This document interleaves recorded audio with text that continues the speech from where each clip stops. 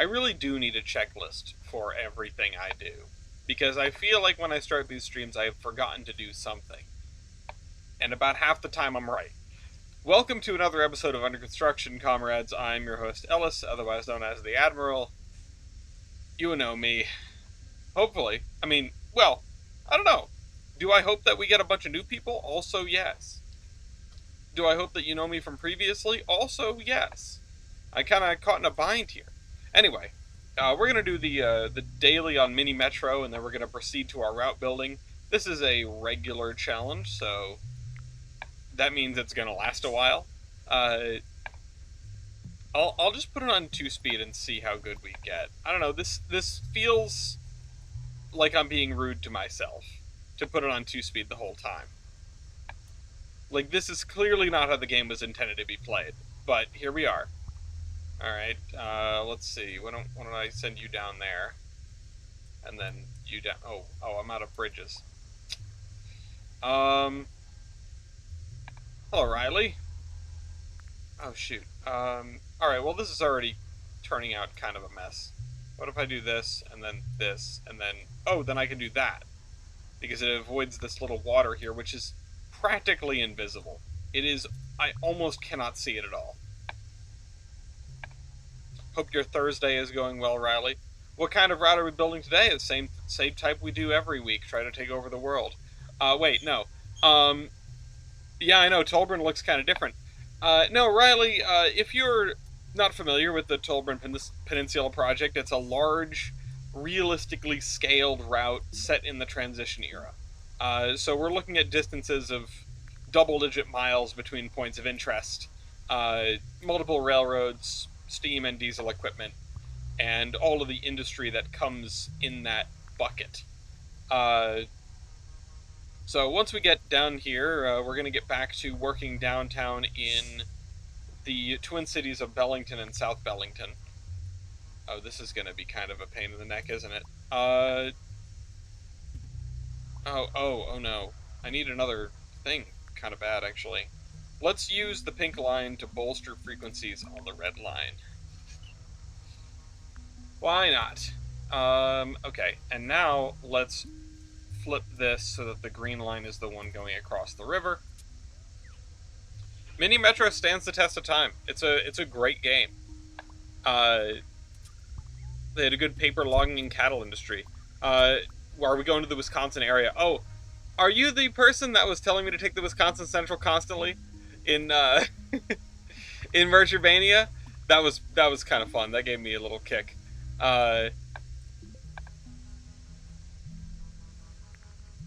Well, unfortunately, I don't think we'll be visiting Wisconsin. It is a freelanced route, so there is no Wisconsin. But paper logging and cattle are definitely on the menu. We have cattle in some respects. We have logging, definitely. And we have the other thing you mentioned. Hold on, I gotta look back. Paper making is going to happen at some point. We're not there yet, but it will happen at some point. We need a brewery. I've got a brewery. I have a poorly designed brewery, as a matter of fact. Oh, shoot. Also, my sound is off. Oh, it's just turned way down and I can't hear it. I didn't even know things were overflowing. Oh, God. Go that way. Stealing the locomotives and the beer. Yes. But no, I hear you, Train Street. Use 2 or more lines in dense areas. Let's just do this for the minute. Or wait, no, you know what? Let's do this, because that is an important looking station. Let's also do this, because that seems to be kind of important. Let's do... oh, there's still the river there. You and me gotta battle it out in Mini Metro at the business meeting next week. I mean, not exactly a battle mode, but yeah, why not? In seriousness, I would be more than happy to compare scores. Oh shoot, I don't have a train to put on that. Give me this.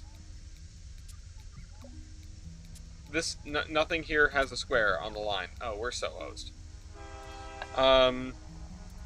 It is steel or copper mill. Steel mill is coming. Copper mill hasn't been on my radar, but it's not a bad shout. It's in fact a pretty good idea, all things considered. Can I move this down to? Oh no, I can't because of the thing.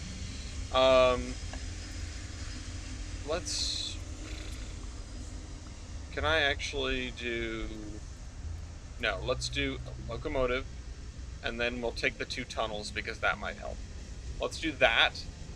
And then let's actually bring this over to there, and then bring this down to, bring this down to here. There, we've used our 2 tunnels. The blue line is really getting overloaded. Let's do that. Military base is coming. And I have a spot that was a military factory, which is now closed.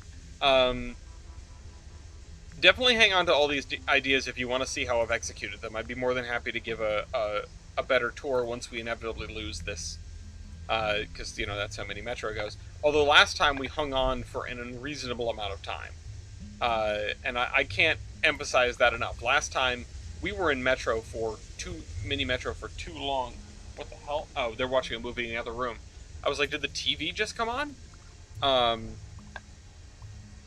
used to be the king of this stupid game I was addicted to like 5 years ago. Hey, I mean, we used to have a little cadre of folks in the Horsemen that would always do the daily challenges, and then we would compare scores. It was a lot of fun. Let's do a carriage, although God knows I'm not going to have enough time to actually put a carriage on any of these lines. Let's do that. Let's do that. Let's see, what needs the carriage? I should start thinking about it in advance. Probably the red line. Quarry we've got, and there will be more quarries. I mean, quarries are quintessential industries for railroading. And indeed model railroading, which is effectively what a Trainz route is. The blue line is overloaded just like the real MBTA blue line. Aren't they all? Concrete plant is built. Stone crushing plant specifically not built. You've got a lot of good ideas. I really do appreciate all the ideas. Let's see, can I eliminate that station from the red line? That might help us out a little bit. And let's do that. And this is going to be a problem. I really wish this meeting point was at something other than that. Can I... carriage. We don't really need the extra tunnels yet. Green line is having a rough day. Hello, Orion. I have a work-in-progress quarry and me and my dad's model railroad. Cool. Yeah, like, quarries are quintessential. They are relatively simple industries that provide a decent amount of intrigue, and they also look cool. That's the nice thing about a quarry, is it's something to look at. It's, hey, look, we built a hole in the ground. And I don't mean that facetiously. I mean that with every degree of honesty that I can give. It is really neat. Oh, there's it. Game over. Let's see, how do we do? Probably pretty poorly, because we run at 2x speed. No, we're in the top half. Okay, that was a tough one then, for a lot of people. Work with Trainz now. Congratulations. Always loved working with Trainz. I mean, as much as working on the railroad is historically miserable, I am glad to see people that get jobs in an industry that they are passionate about. I mean, sure, maybe eventually working on the railroad will bleed that passion dry, but you'll still probably come back to the fun stuff. Can we do a Derail Valley and have a food factory or a machinery factory? So, one of the big things about... So, welcome to the Twin Cities of Bellington, which is up here, and South Bellington down here. Like, of course, everything else in Trainz, and everything on a model railroad, giant work in progress. South Bellington is much more industrial. It is much more, much higher density, slightly lower income. Here's our concrete plant. We have drop-offs for the sand and the limestone, as well as some storage tracks And let's actually flip back to Surveyor 2.0 so you can see a little better. This is called Mulligan Cement, and that's his steam shovel. We do have some food processing places here because this is at the end of a Class 2 railroad that goes out to the farms. So this is a cannery. If I recall correctly, this is not set up yet in terms of the industry. Edit details. No, this is not set up yet, but this is a cannery. Um, we have a bread factory down the way, or as one might call it, a bakery. Don't ask AI for clarification. Just look up FRA plate diagram on Google Images. Don't ever ask AI for clarification, because it might just spit out something that is completely incorrect. And if you don't already know the subject matter, you won't know that it's completely incorrect. Don't trust the Google summary. Don't trust what AI spits out, unless you're asking the weather and you can also check a thermometer. AI is best when in a very contained system. And by AI, I mean large language models. I know everything gets called AI these days. AI isn't real. Anyway, you want to talk about food? We got food. We have grain elevators for, if I remember correctly, okay, yeah, corn, grain, and oats, which is something that we need to set up the industries for. We also have a small industry here, which I don't remember what the name for this thing. I mean, this is a feed and seed. Can we have a branch line that goes to bump nowhere with one industry? That'll happen. That we'll get to that for certain. I mean, we do have an industry that runs out to a logging camp out there, or a little branch line. Alco or Fairbanks Morris? Are you asking me my preference? I saw you write that earlier, and I wasn't sure what you were like. What the prompt was exactly. Congratulations on operating a crane battleship. Alco or Fairbanks Morris? Honestly, tough call. Alcos are cool. I like Alcos a lot. Alcos are really neat. They sound really neat. I think Fairbanks Morse locomotives are kind of a dark horse. They're really neat. I mean, 1 second, actually.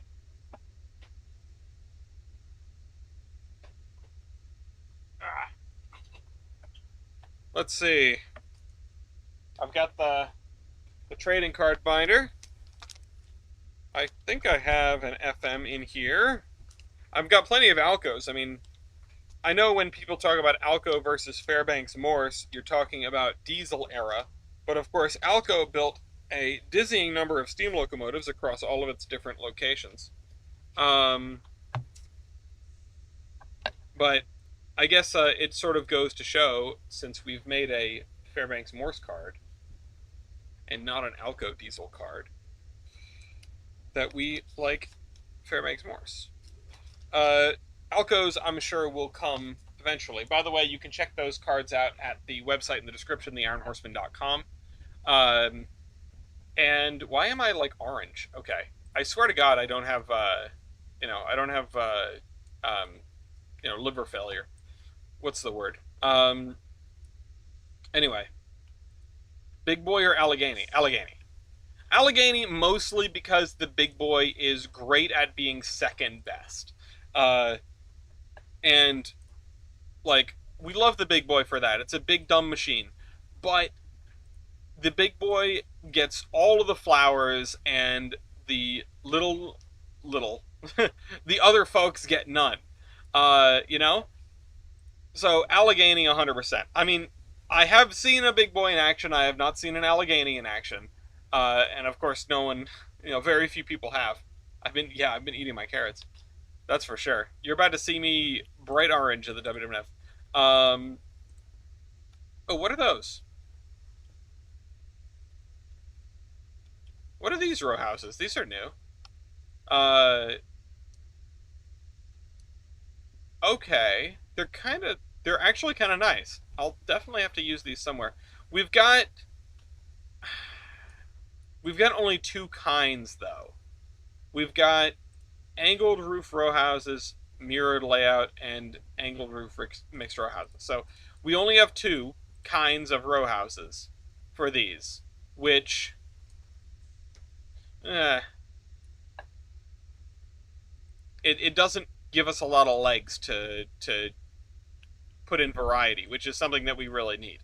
Um, it'll be the best shade of orange. Some would say the greatest shade of orange. Yeah, I'm gonna be putting on the spray tan and going to the WWF as if it isn't sunny enough these days. What's better, Alco FA or PA? Personally, PA. I think I like that the PAs are six-axle locomotives. It makes them stand out a little bit. FAs, to me, sort of look like dumpy PAs. Uh, it helps that the PAs are a little rarer, right? Also, look at these guys. Oh, never mind. That was just that one. I thought it was more. Where did that one go? That was a good one. Oh no, there are a couple of these. These like sort of quasi three-decker looking houses. Okay. Let's move this. Let's rotate this 90 degrees, and then let's put this one in behind it. So we'll rotate this 90 degrees like this. Ish. Yeah, mandated passenger variant. I mean, it's funny to me that yeah, it's the passenger variant, but it's like the PA is the PA is for me probably the iconic Alco. Just like the F7 or the SD, whatever. No, it's got to be the F7 because I can't identify which one is which of. Well, I can't tell the F units apart either. But the point is, the F7 is the definitive EMD for me. The PA is the definitive Alco for me, with the RS3 as a very close second. Um,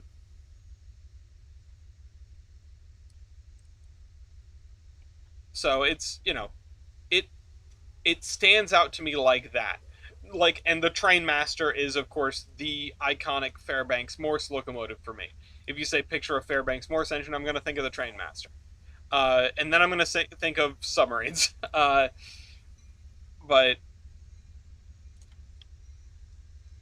okay, let's F7 is a GP7 with a cowl body, or maybe the GP7 is an F7 with a non-cowl body. Have you considered that?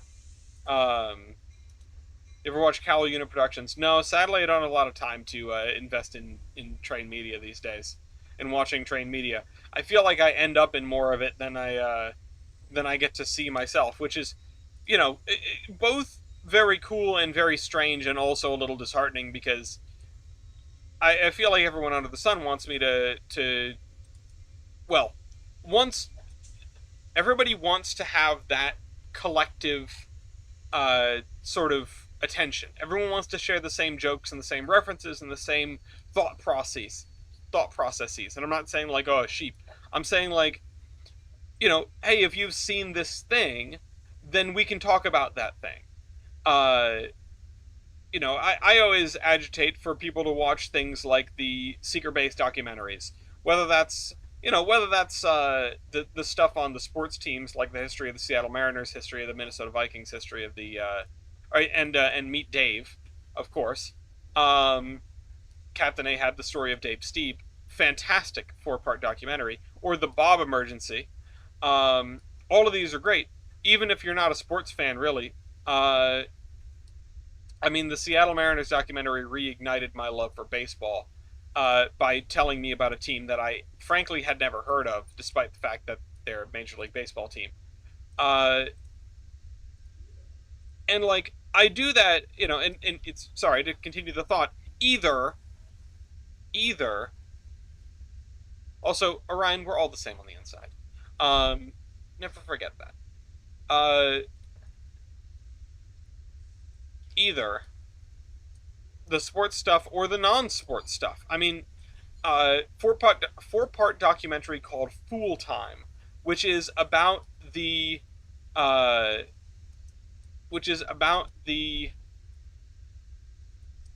laying of the first transatlantic cable in the 1850s. It's absolutely riveting. It's an amazing story. I cannot recommend it enough.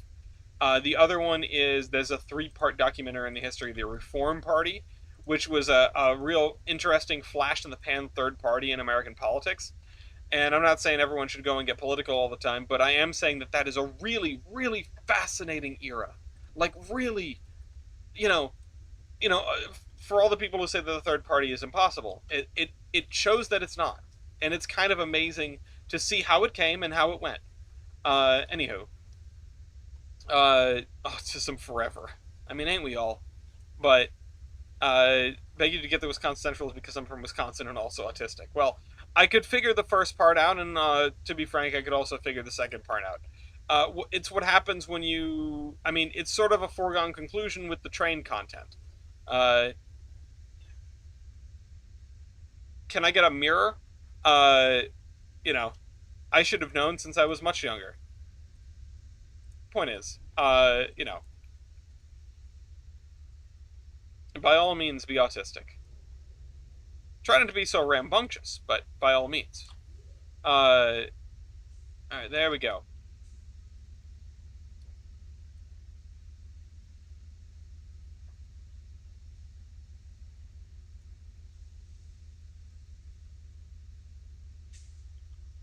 Well, it's reasonable to keep one's mental situations to oneself. I'm just looking at what Orion put in the chat here. It's reasonable to keep one's mental situations to oneself. But the thing is, people can guess, but nobody will know for sure if you are autistic unless A, they're there when you get the diagnosis, or B, you tell them. And other people being outwardly, say, perhaps openly autistic, should not allow you as an individual, or should not, force you as an individual from living in a life away from whatever stigma that you're worried about. Uh, if you want your privacy, if you want, judgment to be passed on you by things that are not your autism, don't announce it. If you're not worried about that, well, you can't control how other people assert themselves. Now, the only thing I will ever take umbrage with is people using it as an excuse. Now, I don't think it's, I'm not going to judge Riley here for being outwardly excited about the prospect of me taking the Wisconsin Central. I, you know, I'm fine with people engaging. Now, part of that might be due to the fact that we're not all in the same room, and you were saying it in a chat and not yelling it in my ear. And also, these chats have a handful of people in them, and they're not super lively, and, it's not like there was something incredible that was being buried by all the shouting about the Wisconsin Central. I will say, though, it is best form to make a statement once, articulate that statement calmly if you can, and then let the other person sit with it. It'll take you farther. Autistic or not. Because, some people are diagnosed and they aren't, and some people are and they aren't diagnosed, like me. More than likely, anyway. I mean, I don't know. I'm not diagnosed. But the point is, whatever neurodivergence you've got going on, whatever neuro anything you've got going on, does not define you as a person, and it does not dictate your actions. You are the ultimate arbiter of you, and with discipline, you can make stuff happen. Oh my god, Ceremony Diver. Oh, you did it! You did it while keeping it on the tracks? No, hold on, I need to put the pause on the life lessons here, because I saw Ceremony Diver in the Discord saying, I'm trying to fly down Lizard Head at 50 miles an hour, and the train keeps getting away from me. And I never saw the conclusion to that saga. I'm so glad you finally got it. I still think you're crazy, but, you did it. uh, now do that after drinking, and you'll have the true Lizard Head experience. This is not my recommendation. Do not get drunk and play Train Sim. My official recommendation in general is don't get drunk, but that's, nobody asked for my recommendation, and you're your own person. You can do what you want. I ain't voting for prohibition. Uh, you had me at get drunk. Hi, Mossy.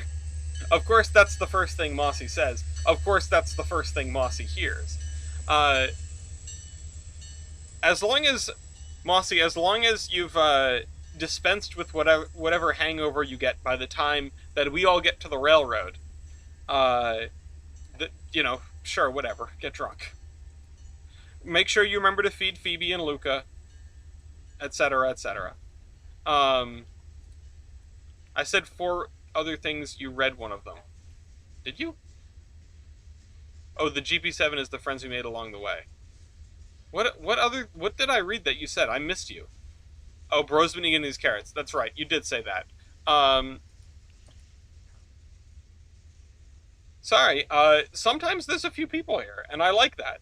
Oh, this is my signal to, hey, we've started the actual part of the stream. Anyone who's in the Trainz official Discord, feel free to drop the stream link in there under the videos section, because I kind of can't be bothered to do it. And that's a great way to get more people in here. We always want more people. We always want more activity and ideas and conversation.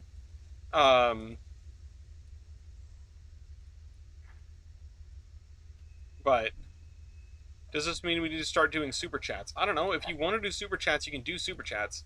I'm not going to tell you not to. I'm not going to tell you to do it, because, like, I don't know. What am I going to use the money for? Domino's Pizza? Like, well, actually, everybody who knows me knows that any money that I get from super chats is going straight to my mechanic. And that's just the way it is. Sorry for begging last stream. No, it's alright. I appreciate the apology, though. It is good to keep it on the level. It's also good to own up when you go a little overboard. It's always good to apologize. Sometimes people can apologize too much. But,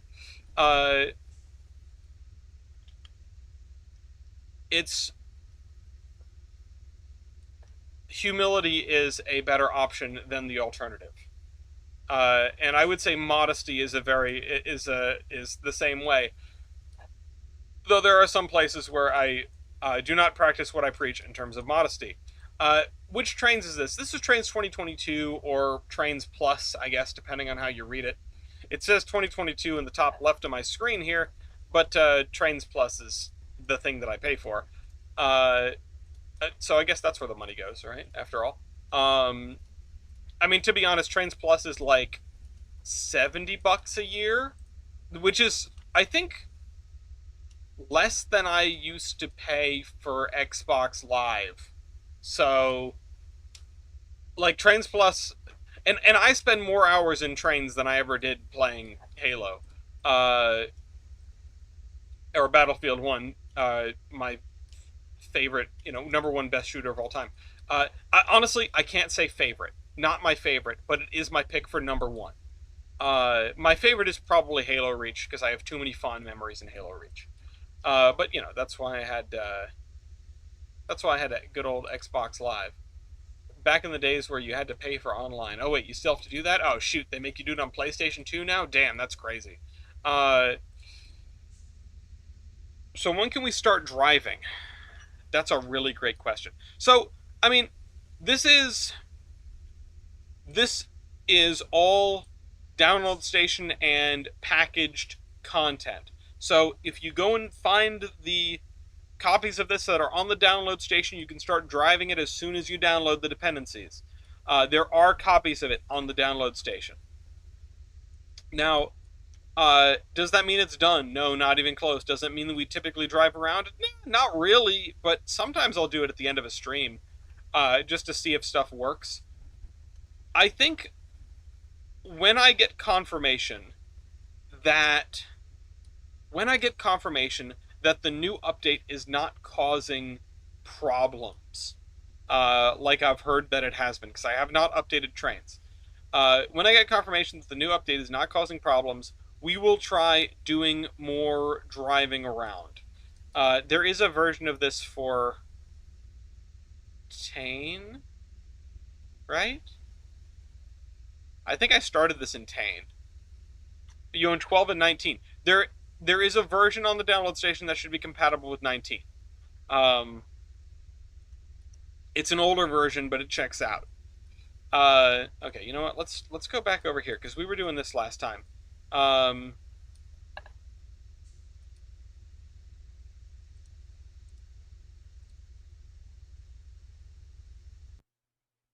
Orion says I have to be out of here at 8:40 p.m. to be up at 4 a.m. to walk to work starting at 7 a.m. to arrive a little before 8 a.m. when my shift starts. 4 a.m. to get started at 4 a.m. to start walking at 7 is a lot of lead time. It's more lead time than I would give myself. Um, to be honest, I am kind of spoiled in that regard. I work from home. I don't really, I work from home. I don't have a commute. Uh, I mean, I do have a walking commute, so I walk from the bedroom into the office, and it takes me about 2 minutes. And as a consequence, I have a really, really terrible habit of like waking up, and sliding out of bed a minute or two before I have to be at work. It's not great. I don't recommend it. But even if I was walking to work, even when I took the bus to work, when I biked to work, I would get up at I would get up at 8 and I'd get to work by 9 ish, if I remember right. I had my alarm set for 8, I would get to work by 9. I'd get up, I'd already have my clothes set out, get up, freshen up in the bathroom, get dressed, sometimes in that order, uh, and then get out there. And it would take me a little while. I mean, I would have my lunch made the night before if I'm bagging a lunch. Uh, if I'm gonna take a shower in the morning, it's another 15 minutes. So what? It takes me 30 minutes to leave the house, uh, which I think is quick but not unreasonable. When I was in college, I would be from in bed to like in my classes in 10 minutes. Again, don't really recommend it, but the things you do when you're in college. Um, but giving yourself 3 hours of lead time honestly is probably really nice. I think if I gave myself 3 hours of lead time, I would spend too much of that lollygagging, and this is where I naturally seg into the games I've been playing lately, or rather, I should say, games singular. Uh, yes, my commute does involve Lafayette and Venkman. I have to get them out of the way so I can get out of the bed. Um, Metro or Amtrak? Ooh, that's a tough call. Amtrak is better, but Metro is pretty damn cool. Metro is so I've got my gripes with Metro. Amtrak is doing the best it can with what it has. Metro could be doing so much better. Uh, but I can harp on that later. And these are not all my opinions, but I do kind of agree with most of them. Hello, Glenbrook. Um, Mobek said I had to leave my house at 6:20, but now I don't have to leave until 8 a.m.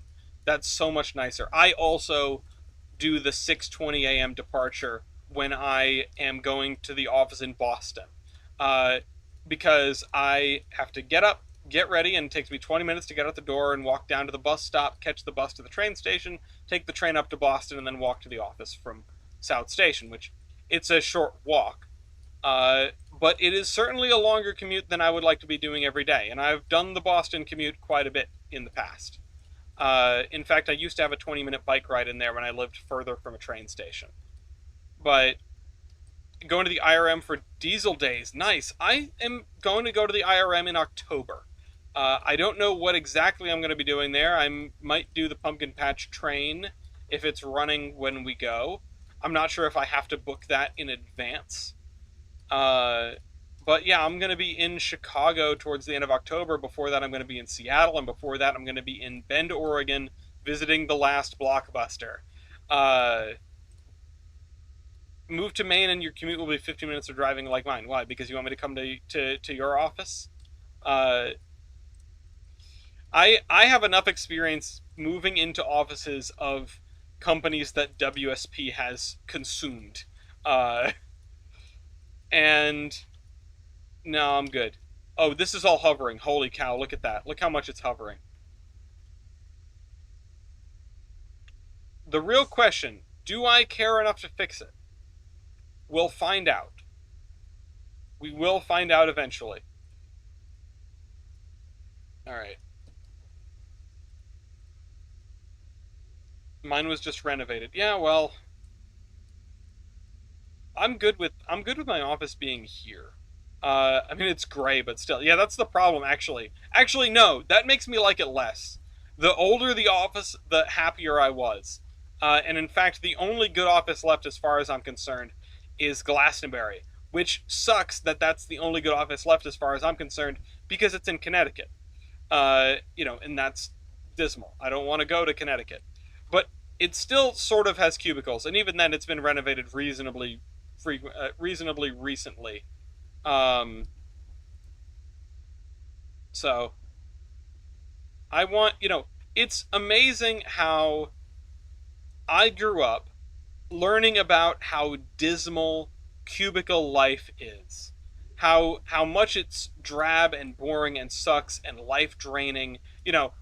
Everything in pop culture, from Office Space to like Dilbert, uh, to The Office. I guess. I mean, not really. The Office was something else.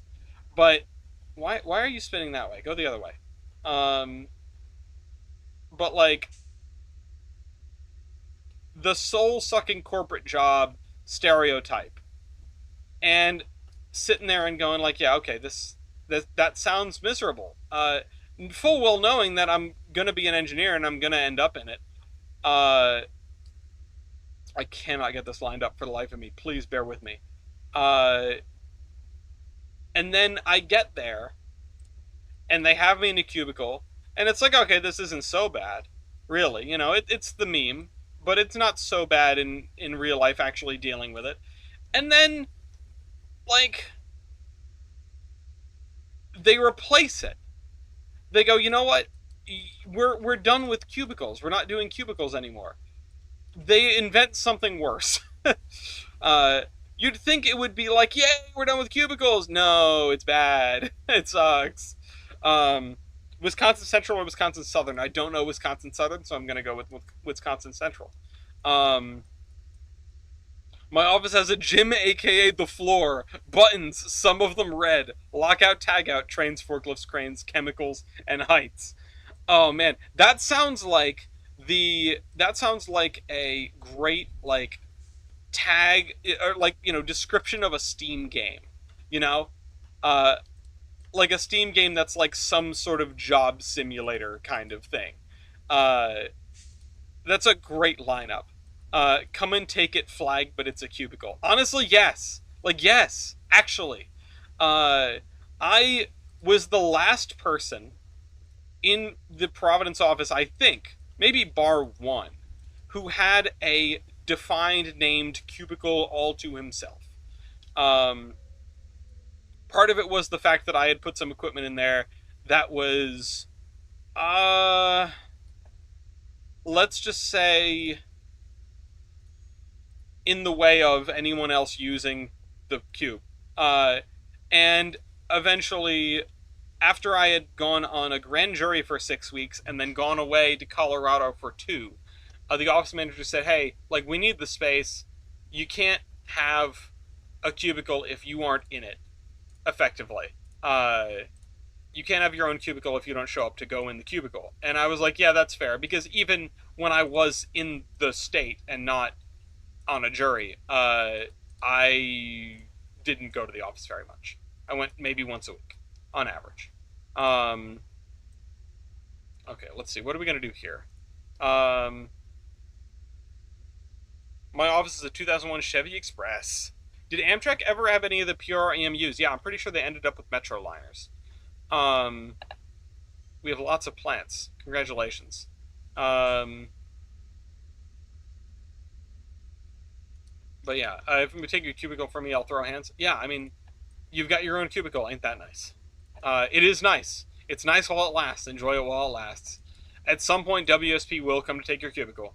Like, at some point they're going to renovate your office. It might not be now. It might not be even in the foreseeable future because your office was just renovated and because you're a new acquisition. But like, you know, someday someday the corporate sadness, the ocean tide of corporate sadness will roll over your office. Next time on Teams, I'll give you a tour of the office from my phone. Not the Metroline as the other ones. The MP54s, I don't know if any of those lasted long enough. I, I don't know. If you told me they did, I would believe you, though. The MP54s were around for a long time. They were a they were a standard in the more meaningful sense of the word, not in the PRR sense of the word. They were a standard in the old standard sense of the word. Um, they hung on for a long time, and they were a solid and reasonable design that did the job that they were meant to do, and they didn't give up the ghost. Uh, SEPTA got some MP54s, but not Amtrak. That makes sense. Oh, hi, Wabash Pacific. I didn't notice you there before. Thank you for the fact. Always appreciate people dropping in with the knowledge. Okay. This is we're getting there with this. We are getting here. Toaster appliance or NW475 without centered headlight. Uh, I'm going to take NW475 because a toaster is made redundant by the ownership of possibly God's greatest appliance, a combination air fryer toaster oven. Um, it is, it is a glorious machine that everyone should own. All right, see you, Orion.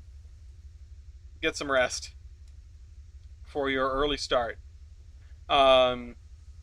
Should have asked him what he does with all that time in the morning. 3 hours is a long time. A Metroliner or E60? Metroliner. Because the idea of going 125 with that face is incredible.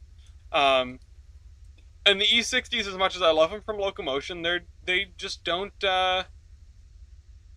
They weren't that good. And the Metroliners, they were that good. I'm starting to lead a site called Moonshine, and the jokes in the team meeting are exactly what you would expect. Perfect.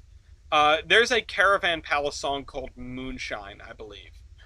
If I am remembering correctly, you should check it out because it's a nice song. UPNS merger will be the new Penn Central. So, I don't think so.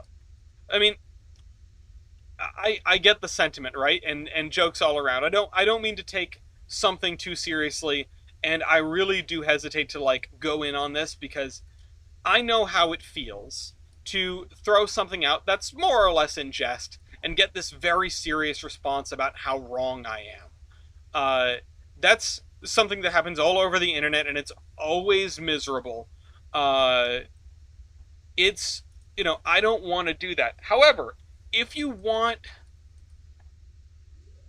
my opinion on why UPNS will not be the next Penn Central, it mostly comes down to the pressures of the time that made Penn Central the disaster it was. You're taking two railroads, one which is only being held up by its ownership of a different railroad, that'd be the PRR owning the N&W, and one which is only being held up by an aggressive management strategy that may or may not have saved them in the long run had the Penn Central merger not come to pass. That'd be the New York Central and their aggressive modernization strategies. Union Pacific and Norfolk Southern have none of this baggage, and they also aren't in a world where train traffic is being rapidly overtaken by trucks at a pace that cannot be mitigated and moderated because the US government is pouring billions and billions of dollars into the world's greatest trucking subsidy, the interstate highway system. So the logo is literally a moonshine car. That's cool. Why did Amtrak have so many passenger freight design? Passenger freight design. I'm not sure what you mean by that.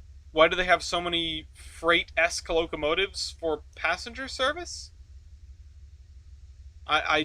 You're gonna have to clarify what you mean on that before I can take a stab at why. And of course, Just like ChatGPT, I will make something up. But you know that already. UPNS would be Rio Grande Southern 2 Electric Boogaloo. Because the UP is basically the Rio Grande Boogaloo size. Yeah, I mean, yes, I cannot wait to see. I mentioned this, I think, during the Merger Mania. Like, I can't wait to see uh, the Rio Grande take over Norfolk Southern. And you were probably there for that. I mean, the Rio Grande Southern thing got mentioned there. Um, Passenger trains that are just freight loco with different trucks, slightly different modifications. Um, so I think that comes down to a couple things. Uh, but the most important thing, the second most important thing is price. The first most important thing is that what we consider as a freight locomotive and what we consider as a passenger locomotive pretty much exclusively comes down to the shape, and even that's not that important, and the gearing, which that's also not that important. At the end of the day, diesel electric traction is pretty flexible in terms of what it can do. And the ability to put power down is pretty much the only important thing. Uh, it's about horsepower on the rail, and secondarily, about maximum speed. Your horsepower on the rail is governed by all of your internals except the gearing, and your speed is governed by the gearing. Uh, that's why, to go back to the earlier discussion, a Jeep 7 and an F7 are the same thing in a different body.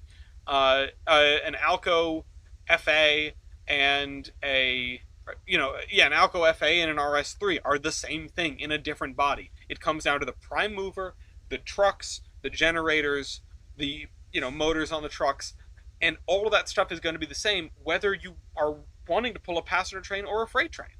I mean, look at Metra. Can we come back to Metra? Um, Amtrak's locomotives were built to freight designs in case Amtrak failed. I don't think that's true. I mean, do I think that they were, freight designs? Yes. Do I think that they were built that way as a contingency plan? No. I think that if you could find that written in writing as a primary source, like somebody who worked for Amtrak and did the procurement for the locomotive saying that, then I will believe it. But there's no difference, is what it comes down to. There's no difference. You can see photos of F40s in freight service. You can see the Dash 8s that Amtrak has, which are basically freight engines that just happen to pull Amtrak trains. You can see, like I was angling at, to come back to Metra, the SD70s they bought. Those are not passenger engines. I don't know who needs me to say that to them. I feel like everyone here probably has that figured out. But SD70s are freight engines. They're not using them to pull freight. They're using them to pull commuter trains. Why? Because horsepower is horsepower. Because it doesn't really matter what it's pulling as long as tonnage. Now, what is the difference between the stuff that is being put out on the one end, the stuff that's being put out by Progress Rail and GE, and like the other stuff, like the things that end on commuter service? And the answer is not much. And I could not speak authoritatively on this. I do have friends that do know more about this that could. But when you come down to brass tacks, horsepower is horsepower. HEP is an important difference. Thank you for pointing that out. Why do they buy SD70s? Because horsepower is horsepower and they were cheap.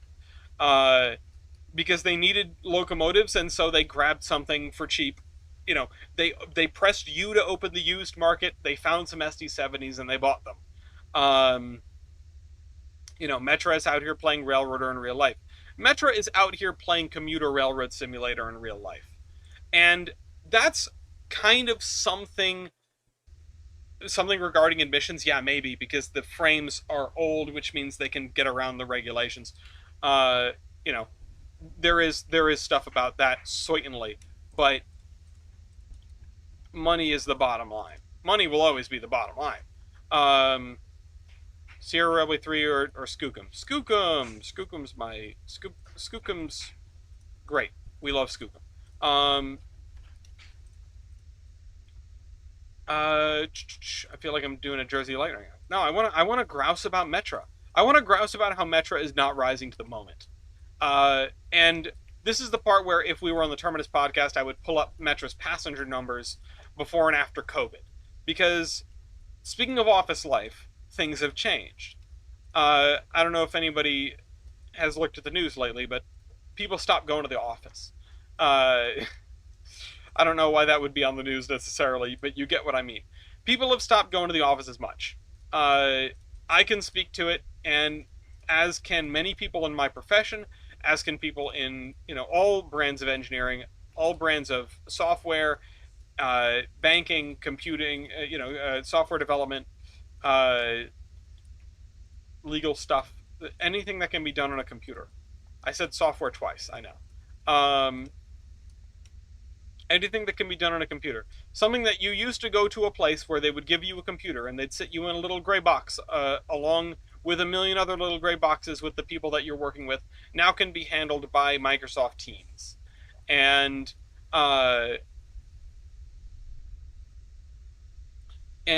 it is a changing landscape. Yeah, I mean, Glenberg, if you're serious, then I will be serious, which is to say that remote work was already becoming a thing pre-COVID. I mean, I had a laptop given to me in 2018 by my company, but when the COVID shutdowns happened, some industries figured out that you actually don't have to have people come back to the office. People work more or less just as well at home, for the most part. There are exceptions. Some employees cannot be trusted at home. Junior employees, also, they miss out on learning experiences, I think, but what does it matter if the senior employees aren't going to be in the office to teach them? Point is, people stopped going to the office, which meant that office space, which had previously been a very important thing for companies to get a hold of, stopped being so important. It became sort of a boat anchor. It became a thing that your corporation is paying for that you don't need anymore. Or at least you don't need as much of. And, this has changed the landscape of corporate offices, but it's also changed the landscape of commuter rail and transit in general. And transportation in general, but the fact of the matter is the thing you can use to get your car to the office is the same thing you can use to get your car to anywhere, going back to the interstate highway system. And yes, traffic volumes did drop during COVID, and they haven't fully recovered in some cases. They have in a lot of cases. But part of that is because in the areas where, if I had to hazard a guess, in the areas where office space is most used, density is high, and transit use mode share is higher than it is in, smaller cities that have fewer offices, and thus more jobs to actually commute to. More jobs that you've got to commute to. So that brings us back to commuter rail. Commuter rail is kind of something that is, let's just say, I don't want to be dramatic. I don't want to be, commuter rail, it's a dying breed. Commuter rail, it just is not as important as it used to be. The AM and PM commute for your white-collar commuters into your downtown city center is much less important now than it was even 10 years ago. That's because those white-collar workers are working from home. So what do you do with your commuter rail system when it no longer is serving commuters as well? What's up?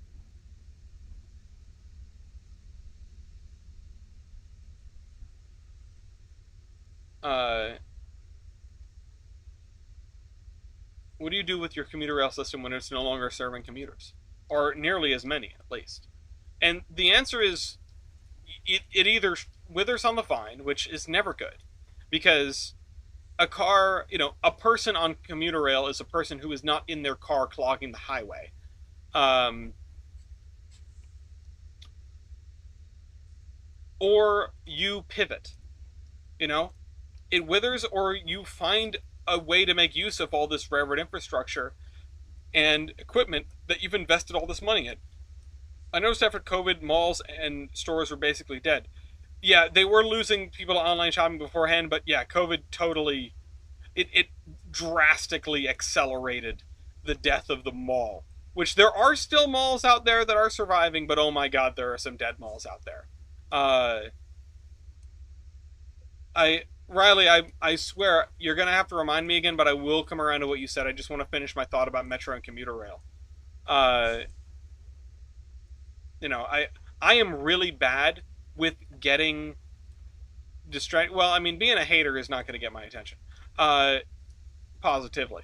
Uh, I'm really bad at getting distracted. See, like that. And if I'm on a thought, I really want to finish that thought. That doesn't mean don't talk in the chat. Please, by all means, do. But I struggle with next comment to respond to, and leave behind all sorts of stories in the dust. Commuter rail needs to pivot. Commuter rail needs to become regional rail. It needs to become more than a system which takes you to the city center in the morning and takes you home in the evening. It needs to be a way to get around. This is the opportunity for commuter rail networks all over to rise to the moment. And by and large, Metro's not doing it. I'm not saying that there are necessarily others that are doing really well, but Metra is one of the largest and most impactful commuter rail systems in the US, probably second only to New York City. And New York City is cheating because they have like 4. So, I'm chum. Great, thanks. If your prediction does not come true, you will be granted 1 Volvo, Dean. That's to answer your question from earlier. So,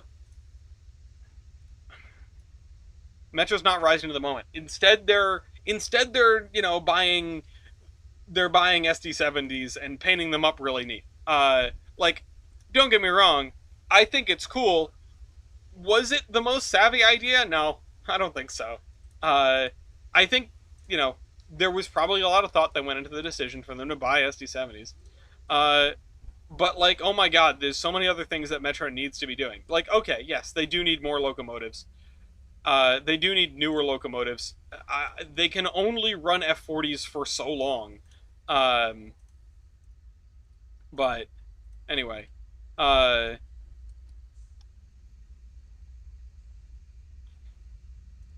Riley, make your point once, and then let me know to come back around to it. You don't need to say the same thing over and over again. I see it. It's in the text, and if I miss it, I can scroll back up to it. Hold on. I need not to separate splines. I need to click here. Straighten spline. Yeah. Unfortunately, I do not have a solution for the woes of every train I see is the same. In fact, I feel like I live that. I live on Amtrak. I live on the Northeast Corridor. The most exciting thing to happen on the Northeast Corridor in the last 10 years was the introduction of the ACS 64s and the Avelias, or the Acela tubes. This is, it was a big deal. It's neat.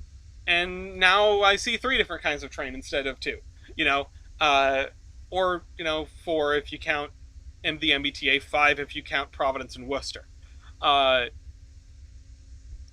You have to take what you can get. Unfortunately, we're not in charge here. I'll take whatever rail fanning I can. But the point is, and I'll talk about the interurban stuff too. I see you, Glenbrook. See you. Uh, I had a fun interurban moment the other day, uh, which I don't think I can remember enough to articulate in story, but I wanted to say that out loud. Uh, I don't have a solution to the woes of every train looks the same, other than, I don't know, I guess you got to go somewhere else. Travel. And I know travel is not just like a thing that a lot of people can drop and do. It's not a helpful suggestion, and I'm aware of that. Uh, and it's a shame because everyone should be able to travel. Get on an Amtrak and go places for a reasonable price. Uh, but even that is out of reach for a lot of people. It was out of reach for me for a long time. Um, Arguably speaking, the variety became greater when diesels came around because you could more clearly tell who built what engine. I mm, I don't know if that holds true. I get what you're aiming for. I get what you're saying, but I don't think I agree because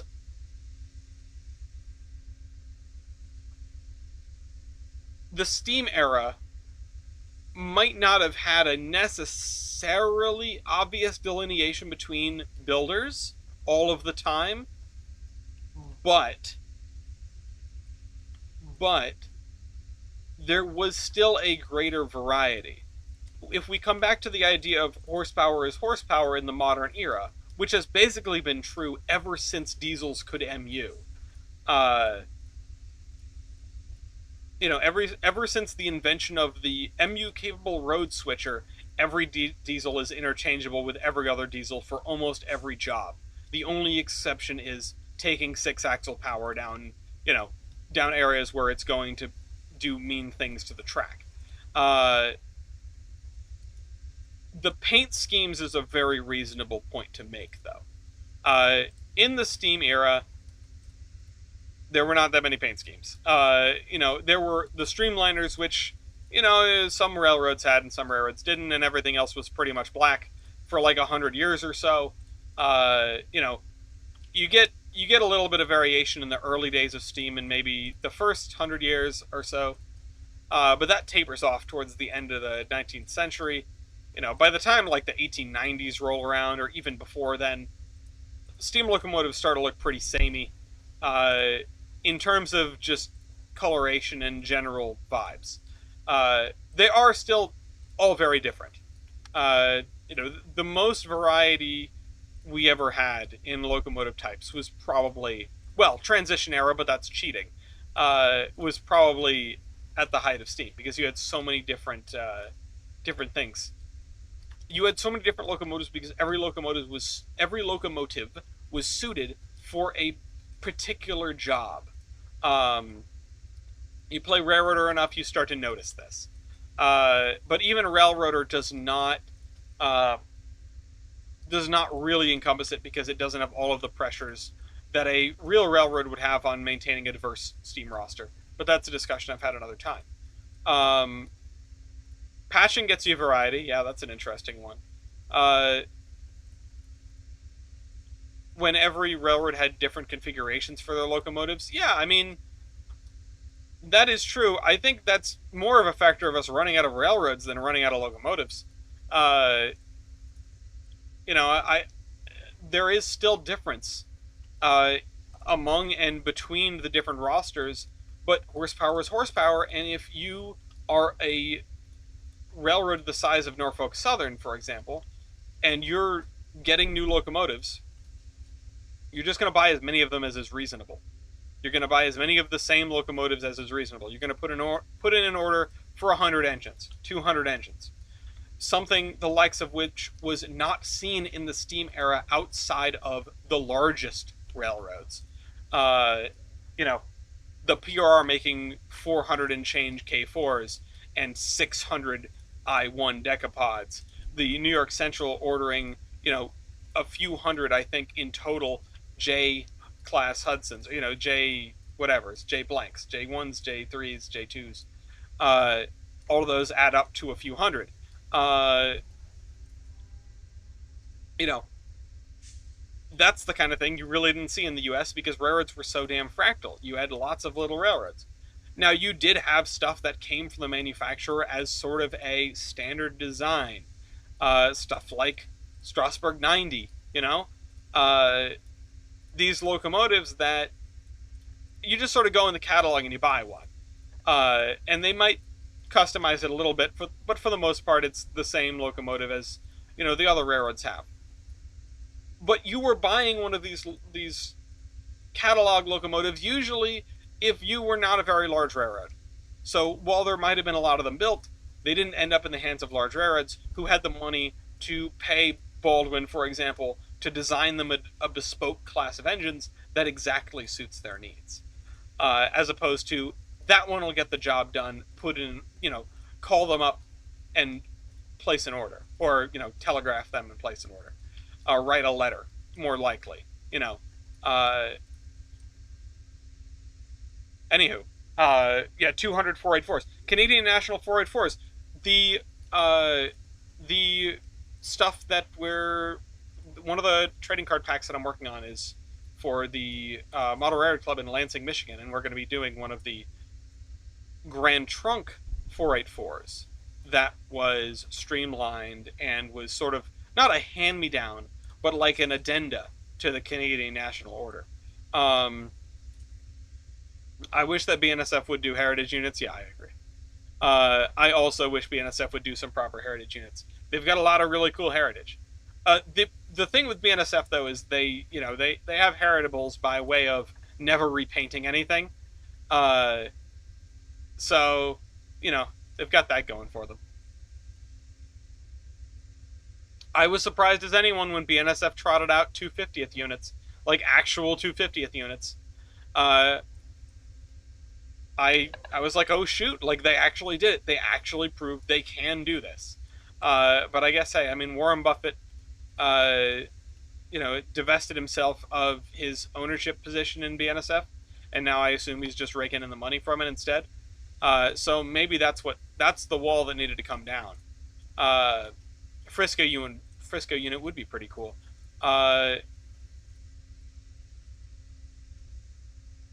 Mostly just because Frisco representation is great. Typically, BNSF has engines that, if you stretch it enough, are rebuilt FTs multiple times over. Yeah.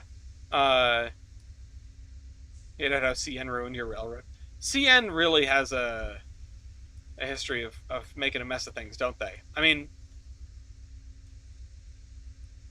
why are they constantly rated the worst railroad that Amtrak works with? Or not the worst, but they're pretty down there. Actually, I think they were the worst not too long ago. For everything that went on with the Adirondack, which is totally deserved for them to be the worst with everything that went on with the Adirondack. You can see the impact in the ridership numbers on the year for the Adirondack. It's like, oh, yeah, there's the stretch of time where where CN just decided, like, nah, actually, we're not going to maintain the track. Which is even funnier when you consider that when other railroads, well, smaller railroads, tried to pull that, Amtrak was like, okay, it's ours now. Pan Am, God love them, rest in peace, or more like Gulford back in the day, had trouble maintaining the tracks for the Vermonter. And by trouble, I mean they didn't want to do it. And so after hemming and hawing and, the countless problems with the Vermonter schedule and the ability to keep time and, things like that, just like having to slow the train down to a crawl, Amtrak did a sort of petition for takeover of maintenance, and it hasn't been better. They massacred the Wisconsin Central. I'm sorry to hear that. Okay, so should this just go like on the corner here? I can put it on the corner. I need a little bit more to fill in here. But this is getting somewhere.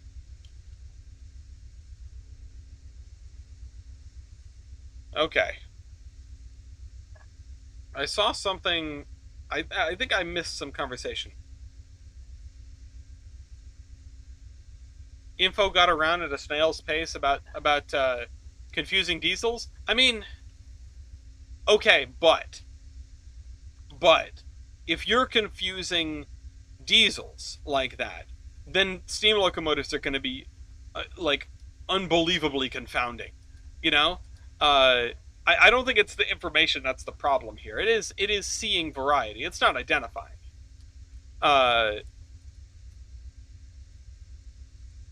And to that end, I think there is an argument to be made. As much as I sort of disagree with how we started here, I think there is an argument to be made that the early diesel era, or again transition era, but that's cheating, had the most easily identifiable variety. Not necessarily locomotive variety in terms of model or make, for that matter, but easily identifiable variety. Period. Because one railroad's F7 is going to look completely different than another railroad's F7, whereas one railroad's Hudson is going to look more or less the same as another railroad's Hudson. I will be forthcoming about that. I see the point. I see the point that you have, you have something that looks pretty samey. Now, again, I'm someone who doesn't really know diesels that well. I rely on my friends to identify the diesels for me. Who doesn't? But I can tell you what's what's Santa Fe and what's Rio Grande, even if they're both F7s. Sorry, I was going somewhere else with that point, and I totally lost it because I was focused on this really quick. Because these don't line up with the other ones, which means that the fences are shorter. It's funny how the stream has gone in terms of topics. You wouldn't believe how it typically goes in terms of topics. We haven't even gotten into the life stuff tonight. I brushed upon politics once. Well, twice if you count the orange face jokes. But that's the way these things go. And that's what I'm happy to do. I'll be honest. There have been... Sorry, it's stretching time. Everyone get up, take a drink of water, take a stretch. You've been sitting at your computer watching this. I know it. And if you have been walking around watching this, congratulations, you got some exercise in today. Bankman, can you stop that? Anyhow, sometimes I joke about the Terminus podcast being, the video where the show where we talk about train news and everything else. But in this case, this is much more of an everything else kind of show than the Terminus podcast, because I am happy. You're driving my dingus. Oh, you're driving. Well, then you're still sitting down. Get up, stretch, walk around. Come on.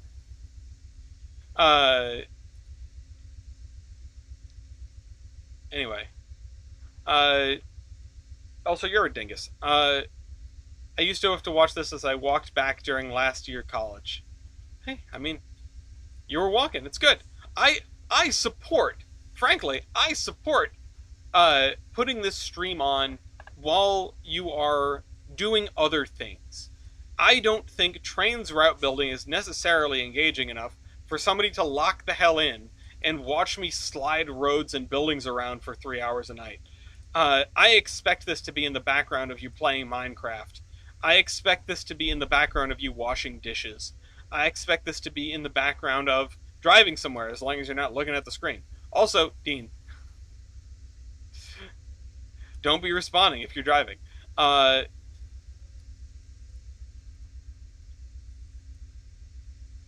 me scoot these over so that they're lined up with here. Same thing with these. It gets sloppier the further you get from the end over there. Walked from the kitchen to make popcorn to go with my beer. Does that count? Only if you go back and forth like half a dozen times. Intercity yet? Right. I was supposed to talk about the interurbans. Wait. Glenbrook. Remember? Yeah, but remember. Remember when I'm in the background of zombie murdering? Oh, are you playing Zomboid? Um,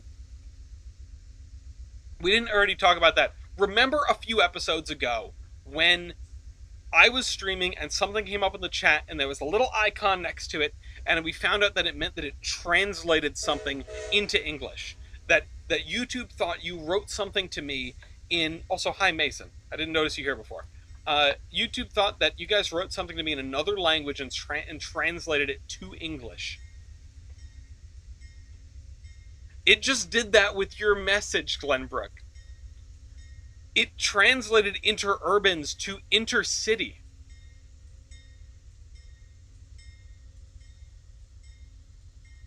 In what language? I want to know what language it's translating from.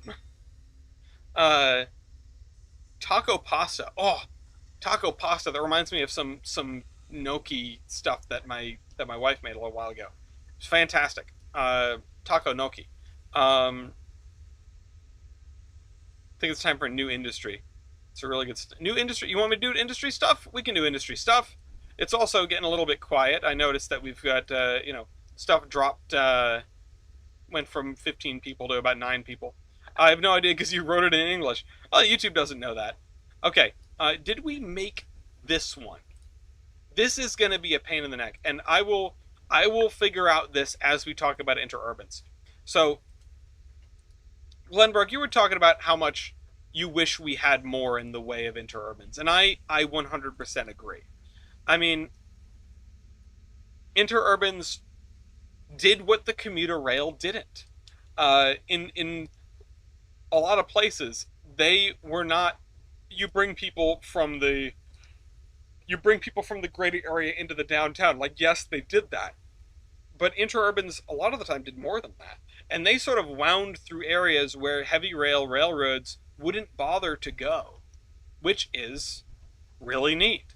Okay, all right. So this is a Sunkissed crate. We didn't create this industry yet. Okay. They deleted the last interurban South Shore street running. I know. I wish I had gotten to see that while I had the chance. Okay. So we figured that Sunkissed crates are bread products. I'm gonna have to take a cue from like Terra Firma Greg here. Which, speaking of which, Terra Firma Greg has taken over my life. Mason, didn't you try out Terra Firma Greg not too long ago?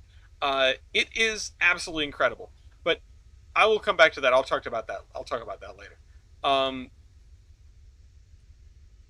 Interurbans were great in so many ways. The fact that they went where the heavy railroads wouldn't, where there wasn't the profit to run a full-size train. The fact that a lot of them were juice lines. A lot of them were overhead wire, which meant that they were efficient, and that sort of factors into the economies of why they were able to do what they did. Of course, the flip side of it is they were relatively low volume. And they got outmoded very quickly by bus lines, wherever a bus line would survive, and then, by just people driving their own cars. The thing about interurbans is they largely followed existing public rights-of-way and traffic patterns. It was less common that life would be born out of an interurban, and it could be pretty quickly replaced with a road.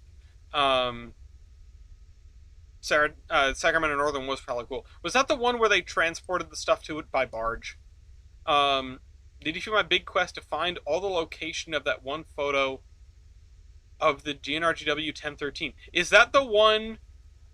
No, I didn't see that at all, actually. I'm sorry, I missed that one.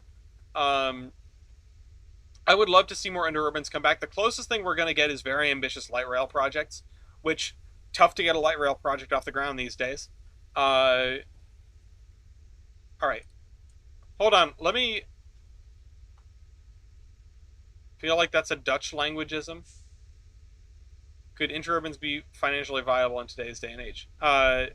Sorry, yeah, no, I did miss your messages, Mossy. I'm trying to think about what needs to go into this industry. Um, Before trying to find 1013, I had no idea Utah had so many interurban lines. Utah was in like a prime position to have interurban spring up. It wasn't already developed. There's a lot of flatness out there, and you had railroads coming through, but you had a growing population that was happy to set up little outcroppings here and there. Um, but frankly, a ton of places had a ton of interurban lines. Uh, but yeah, could interurbans be financially viable in today's day and age?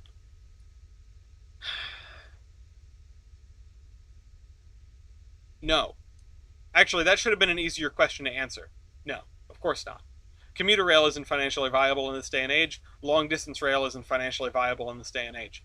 The fact of the matter is, it's it's cheaper to just own a car and get places. And that's kind of an outrageous thing to say because owning a car is expensive. You know, upkeep on an automobile, purchasing the damn thing, insuring it, all of the above. It can be a huge financial burden on somebody to own a car. And sorry, I need to get back to this industry. I need to start looking through the commodity list. But the fact of the matter is, the amount that you would have to charge for ticket prices is uncompetitive if you wanted to properly turn a profit. Now, if you're not worried about that, if you're more worried about getting people who, yeah, financially viable is actually paying for highways. If you're more worried about getting people out of their cars, off of the highways, reducing congestion, you know, doing things efficiently, then saving physical space, right? It's cheaper to fly somewhere and rent a car if you're going far enough. Yeah, but that's sort of an outside. Uh, I mean, you used to be able to go coast to coast in Amtrak for about $200. It's probably come up if you would, but like if you don't mind sitting in a coach seat. But I mean, I don't know, man. Rental cars are so freaking expensive. Uh, I have never found I've never sat to rent a car and thought like, oh, this isn't actually no, I take that back. The most recent time I sat down to rent a car, it was actually fairly reasonable. So maybe I was just trying to rent a car during the during the uh, during the hell period of car rental chaos that happened in the last few years. Uh, because I really don't try to do that very often. Military base is going to be down that way. It's going to be off there. We're not putting a military base here in Billington. Um, I remember someone tracked the California Zephyr and it arrived on time and it had not been delayed 2 to 4 days. Sometimes Amtrak has good days. Sometimes Amtrak has bad days. But yeah, like if you're because like would it be financially viable to run an interurban? No. Like you and I, we could pool all the money this chat has to our names and try to build an interurban and run it and make a profit. It's not going to happen. It just plain isn't. Even ignoring the regulatory hurdles, uh, munitions factory is built in uh, Mason Valley, and this is my coal-fired power plant. This is one of multiple, actually. Uh, but you know, the economies of passenger rail transportation are not about turning that profit anymore. And in fact, they really never were. In some cases, they were, but most of the time, railroads made their money off of freight transportation, and passengers were a side gig that sometimes made money if you were lucky, but usually they did it because they had to. Uh, Usually they did it because the Interstate Commerce Commission said, hey, if you are, if you are running freight transportation to these places, you have to also provide a service for the people in those places that aren't, using your cars to ship things in and out. Uh,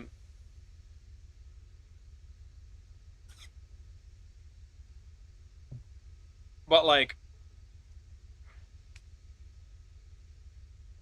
you know, the government came in and said you have to run passenger rail, and they were bound to do that for a long damn time. Uh, let's bring that requirement back. It would be kind of sick, to be honest. Uh, But, like,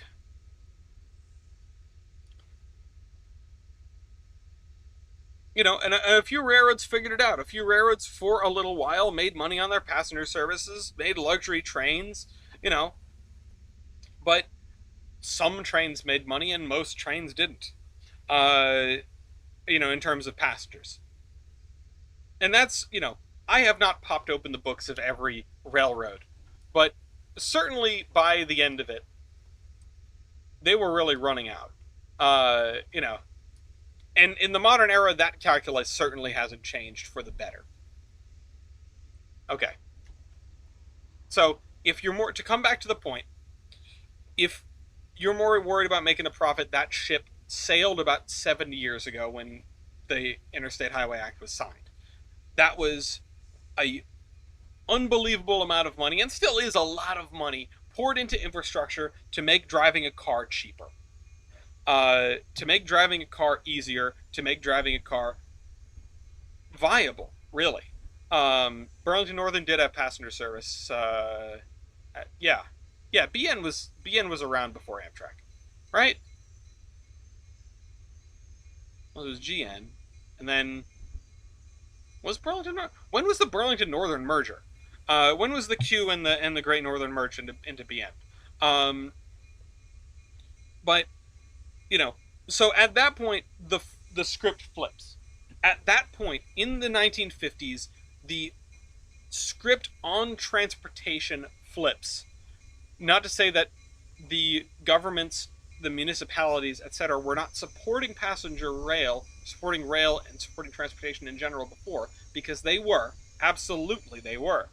But at that point, the script has flipped from transportation, long-distance transportation, being a for-profit venture by the railroads, to transportation being a not-for-profit venture by the federal government.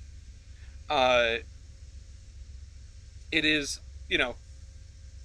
the government coming in and saying, like, hey, it's more important that we have this highway system, so let's put down the money and make it happen. And the similar thing comes down to interurbans. If your calculus is, and I know I'm just sitting here staring at this, if your calculus is, it is more important that we have this, efficient, and I say efficient in multiple ways. I mean, it is like more energy efficient, but also it's more space efficient, which is really important, and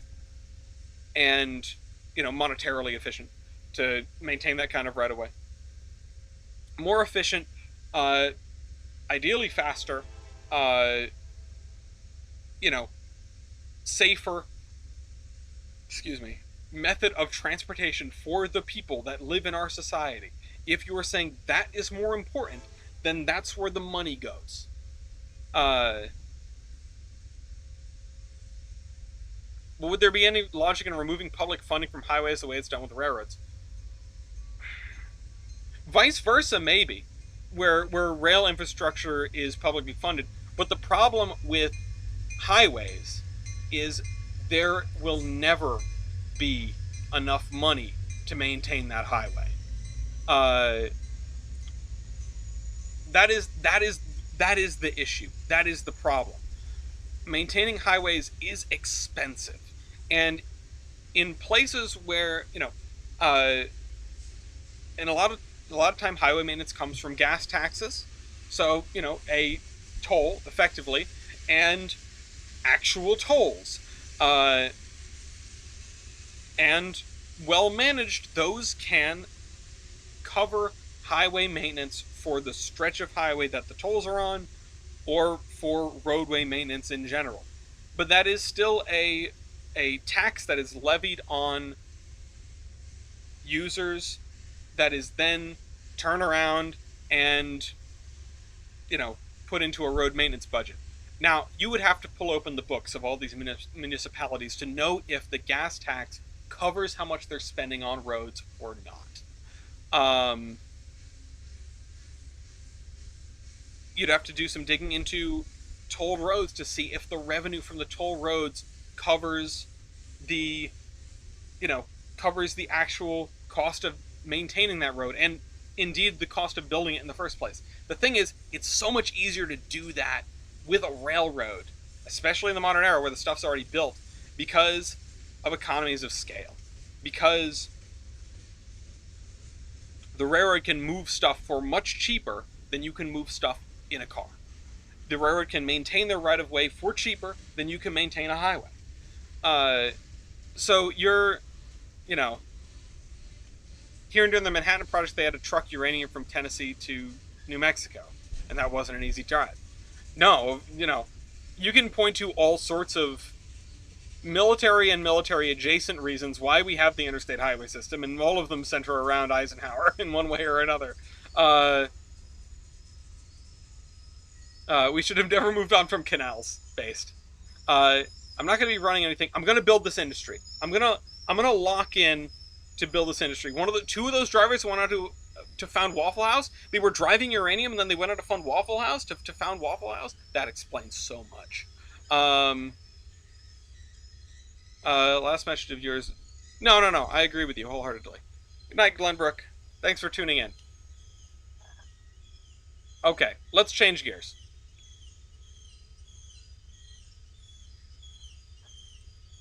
And again, pop open the books. Tell me when I'm wrong. I encourage people to do the research because I know that I haven't done very much of it. I don't have all those numbers in front of me. I said we would change gears and I'm not doing it. I just want to put this disclaimer on it because I know that funding for transportation could be a contentious subject. And I know that I'm making a lot of bold statements. And by and large, some of them could be wrong. And hell, a lot of them could be wrong. But the fact of the matter is there are no private highway companies. And certainly not anymore. Excuse me.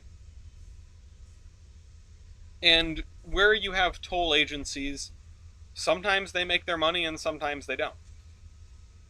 A lot of the time that toll revenue has been sold off to some third party and the state isn't actually getting any money from it at all. Your money's just sort of going to God knows who.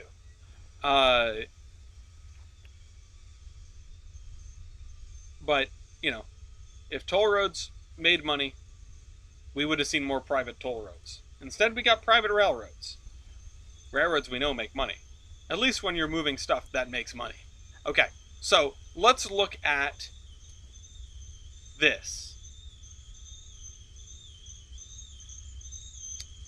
This is a 3-stop industry. This is the output, the sun-kissed crates. This is Aeola's bread. It's supposed to be a bakery of some description. We know the output is crates. Now, we have this item, this commodity, flour bag on pallet.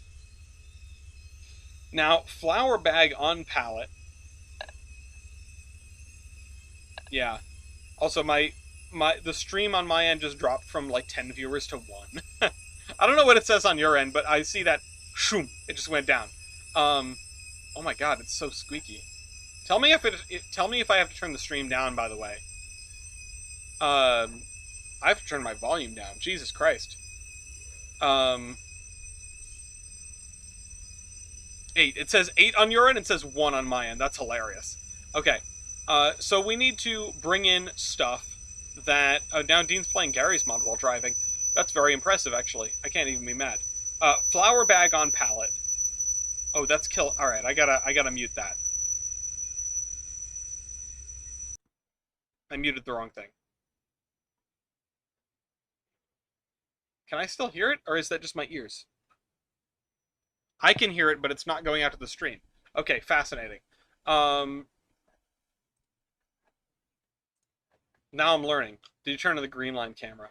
Yeah, so we need 2 input commodities for Aeola's bread, which are going to be stuff for, gee, you guessed it, bread, or baked goods in general. And I think what that might be is flour bagged on pallet, which is a good one, and also maybe fruit and vegetable, or fruit canned on pallet.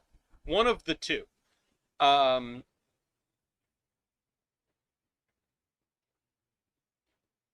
so honestly, that probably is it. Uh, Flour bag palette, and I mean, what else do we have in our list of options here? Not a whole lot. Um, but what else goes with baking bread, right? I mean, fruit for pastries and things like that, or different breads, banana breads and pumpkin breads and whatever. Um, I could see that being it. Now, do we? So I have a whole spreadsheet that I want you guys to see. Oops, I just moved that. So this is the spreadsheet. This is all the commodities. All right. So we've got flour bag palette, and fruit canned on palette. We also have fruit and vegetable, which they all happen to be right next to one another, which is great actually.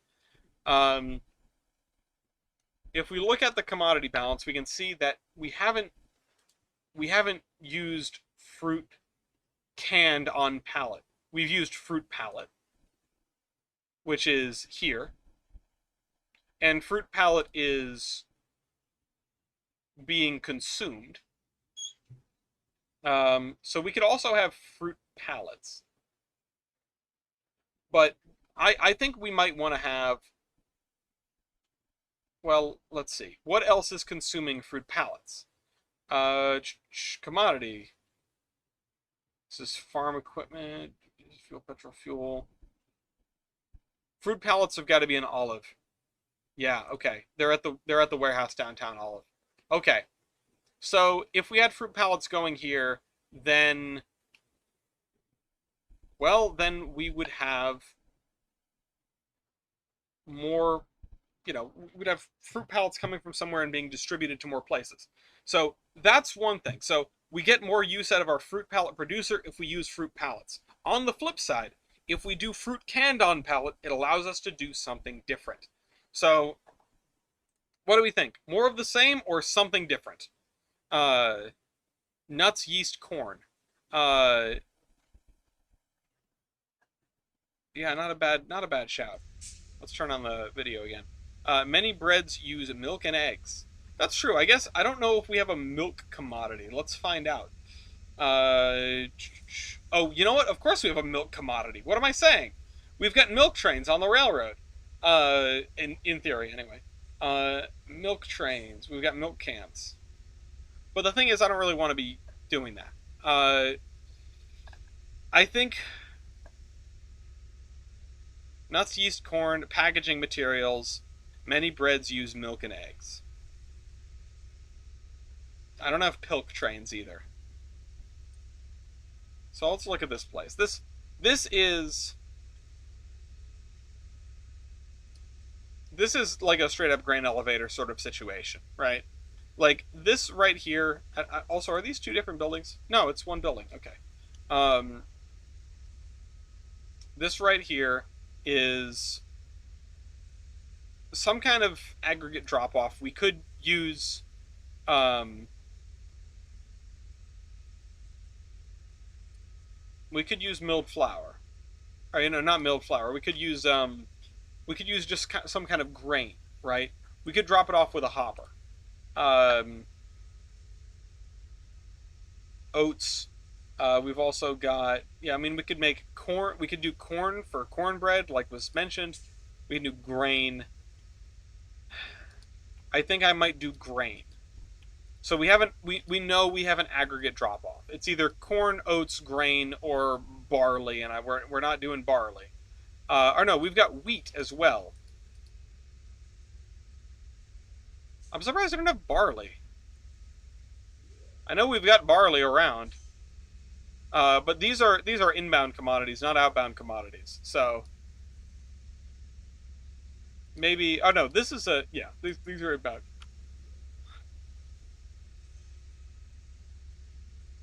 Grain, corn. Yeah. Okay. Well, let's do.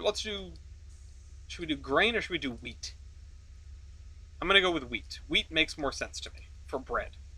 Um, And then I think, let me hide my screen again so that I can put the chat back up. Really makes you want to make some bread, yeah. So this is going to be, this is us making industries. It's been a minute. I need to get in the groove. Riley, if you are still there, I'm doing it. I'm making an industry finally. I'm working on it. Sometimes it takes a lot of math and a lot of thinking. Bread, this is going to be wheat. We're making some wheat bread. The next thing is going to be, I started a sourdough starter. That is exciting. However, we just bought a giant loaf of sourdough bread that we're probably not going to use. So I appreciate the offer of bread, but I wouldn't want to take some home and then just have it go bad in my fridge.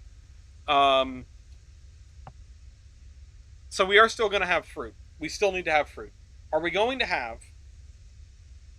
No, wait. We could do corn and then bags of wheat. We could drop off corn and then do bags of wheat. What do we think of that? Because it's either that or we do wheat here and then... No, it doesn't make sense to bag wheat to bring it over here. It doesn't, because we're in the same locale. Bagged flour.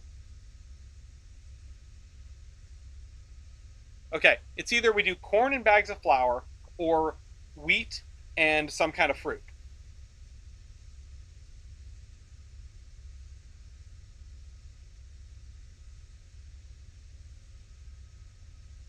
Because corn and bags of flour would imply two different kinds of bread. What do we think? Does anyone have a preference? Does anyone think one is cooler than the other? All of the one person that I can see in the chat. I think flour makes sense because there would be no milling going on. Yeah, okay. All right, so we'll do corn and we'll do flour. Bags of flour.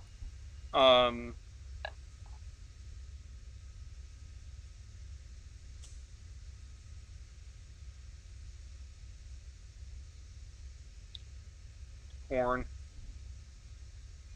And then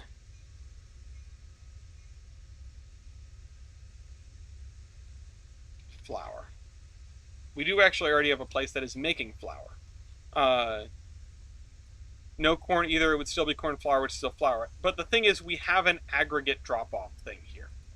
You know, I mean, like, yes, we've got a door, but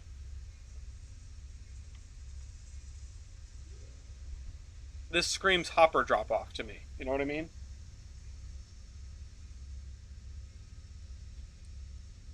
And who's to say there's no milling going on?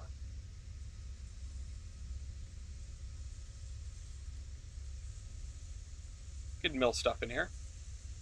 Coal for fuel. We don't have a setup for that.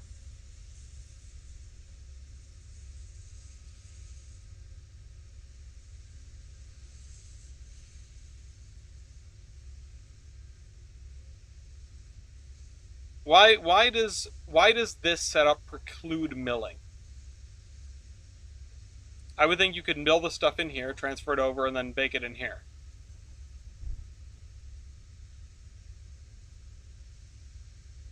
What does a mill for milling tend to look like? You're the person who knows about milling, I suppose. One of my favorite industries on the Michigan line is the Jiffy Mix plant. Jiffy Mix? Like, you know what? I'm thinking of Jiffy Pop. That's not what I'm thinking of. Jiffy Mix is something different.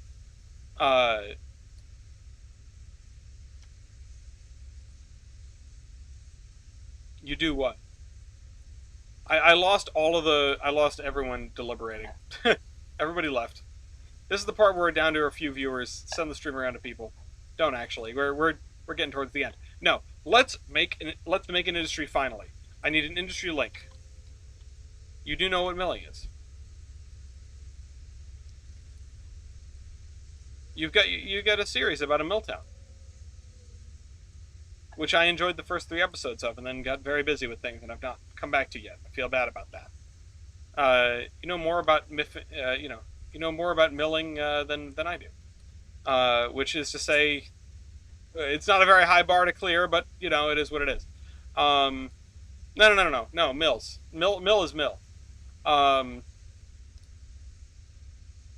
bread tastes better than key. Exactly, Wolf. But but everybody knows that the best food in Coggers is the cobblestone pie. Okay, so we need to look at output and input here. Ideally, stuff is divisible by 4. So Sunkissed crate is here. No. Yes, Sunkissed crate. Wait, Sunkissed crate. We have Sunkissed crates? I thought this was something else. I thought it was a something product crate. Sunkissed crate. What do these come in?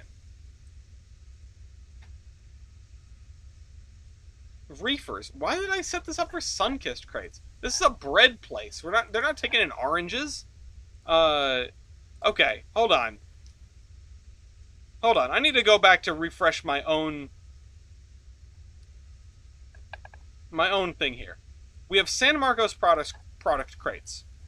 I need to make some notes. Where's my ideas doc?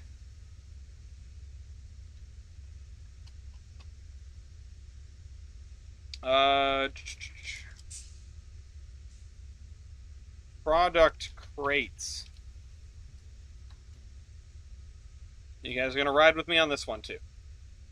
Product crates. We've got 4 kinds of product crates. We've got not Sunkissed crate. That's something else. We've got. Hold on. Control F. Product crate.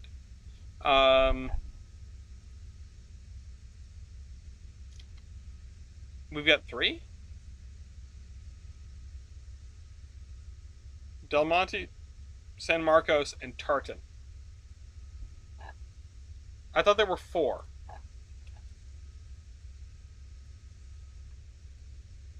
Hold on. Which boxcar do the crates go in? Tartan product crate goes in. Oh, it is the PFE reefer. It is the PFE reefer. Okay, so we do have multiple kinds of crates. Del Monte.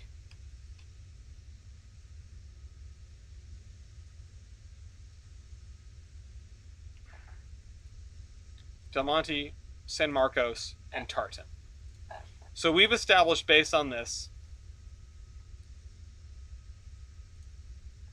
San Marcos product crate is meat products. Okay?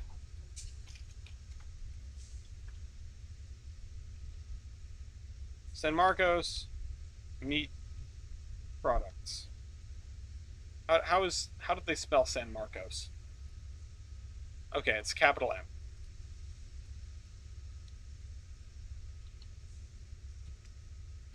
Tartan and Del Monte. It's Del Monte with a lowercase m. Yes. Okay. Cool. So we've got meat.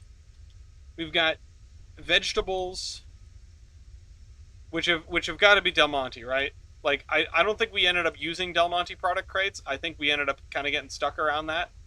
So let's check the commodity balance. No, we didn't end up using Del Monte product crates. We didn't end up using Tartan product crates. So we need 3 food groups, right? We need 3 food groups. We need meat, we need vegetables, and we need grains. Right? Like that's meat, like perishables, I guess, like fruits, veggies, that sort of thing, and grains. You know, what's the elf thing? The 4 food groups: candy corn, candy apples, candy whatever. No. So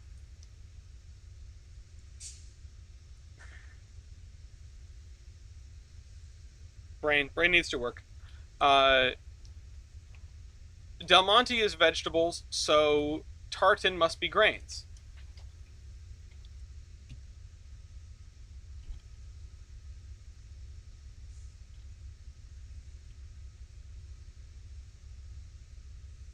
grain products. What do you call that? What's that part of the food pyramid that was unreasonably large? Um, and we don't have like dairy products or anything like that. I think that's a different problem. So let's go back to screen. Carbs, carbs, carbs, carbs. Thank you. Yes.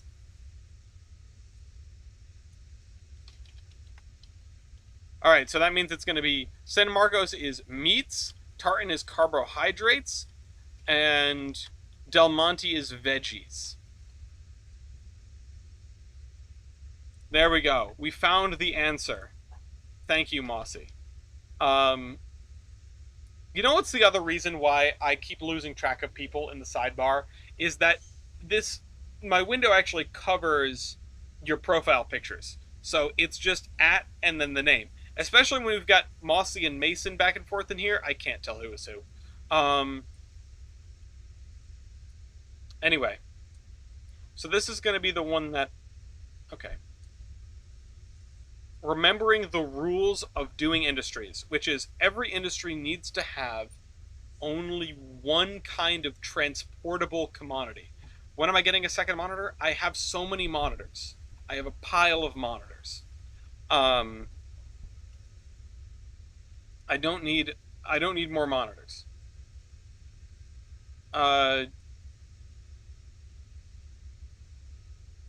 So, okay. We need to make these. When am I going to put it up? I've got nowhere to put it up. I have no room for monitors. I barely have room for this one. This is a small monitor. It's the one that came with the computer, and it is one of the smaller 16:9 monitors that I have seen. Wall mount, there's still no room. Even if I mounted it on the wall, there's stuff right here and there's stuff right here. There's no space for me to mount it on the wall. Like, it's physically impossible for me to put a monitor to the left or right of this, even if it is suspended in midair.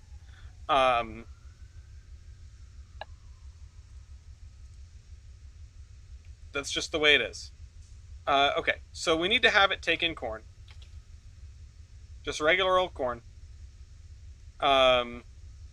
You don't need to worry about rearranging things in here because whatever you do is going to get undone at some point in the probably not so distant future if luck holds and we end up, if I end up having a kid at some point, if Gloria and I end up having a kid at some point, this is their room. So all this stuff needs to get out of here and it's going to be in an even more confined space. Guarantee it. So I'm lucky with the one monitor I have. I think my next desk, I might not have room for any monitors. Flour bag pallet. I'm just looking to the future. We're not trying. Okay, flour bag pallet. And before the basement, yeah, I'm going to need to teach my computer how to float and be waterproof. What is the highest letter that we used over here? This is going to be a weird question for Trainz, but G, I think. Right? Let's look at the... Nope. Is this the one that is connected to everything? Nope. Whatever.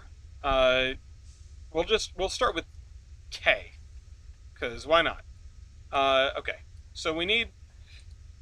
I don't want this place to be too busy. We need to look at the industries that we have and what their carloads are. Flour bag pallet is a carload of 20, which means that we could do 20. That's fine.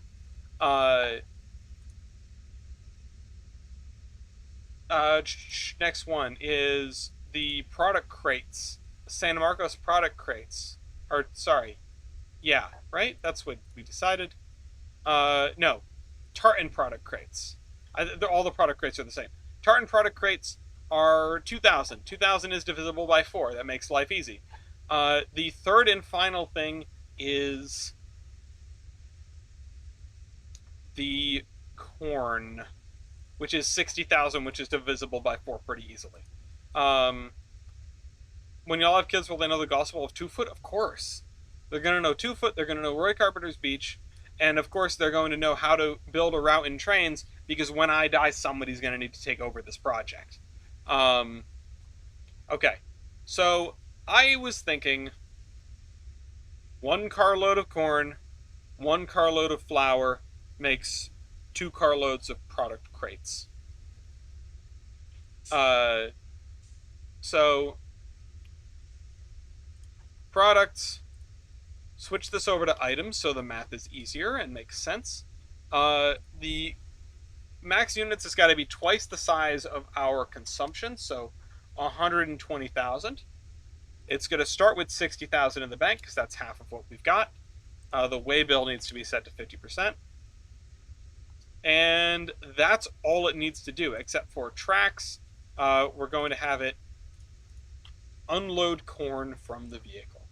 Oh, sorry, no. We need it to consume corn and create in Q2 loose letters. I don't remember what the name of the... I'm going to have to scroll down and find it.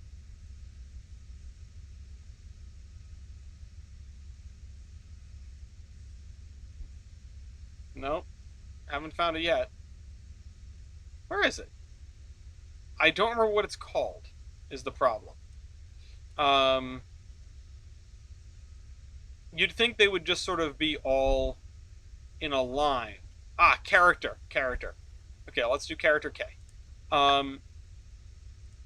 Size 1, waybill 0, and then we'll swap this over to items. This is so that weird things don't happen with regard to moving things around industries. Okay, so that's K. Oh, we need to actually create the thing, which is to say, go down here, processes,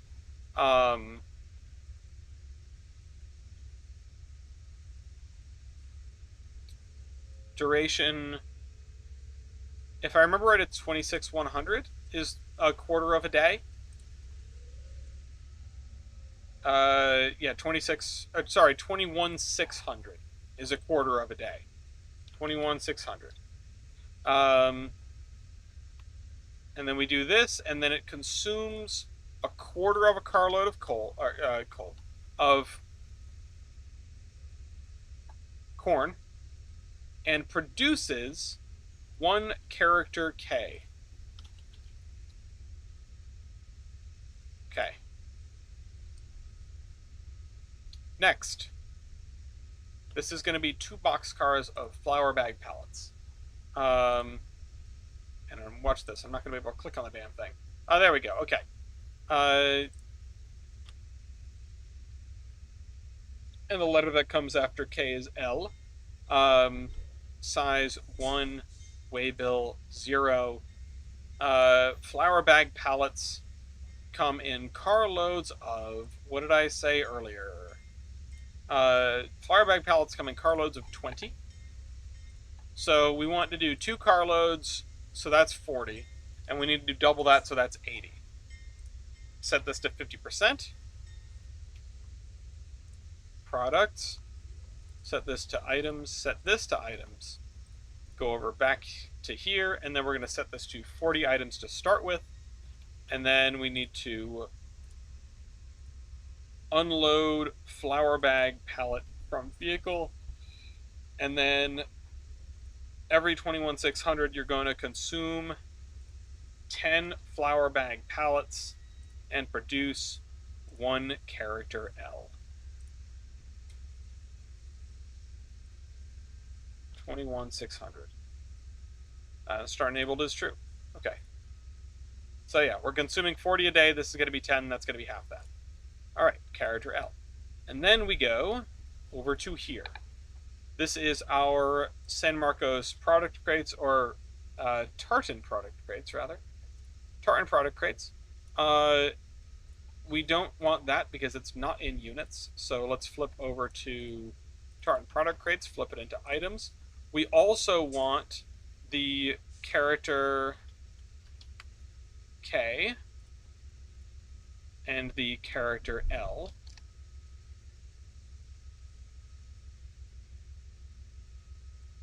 Also with a max units of 1 and a waybill of nothing.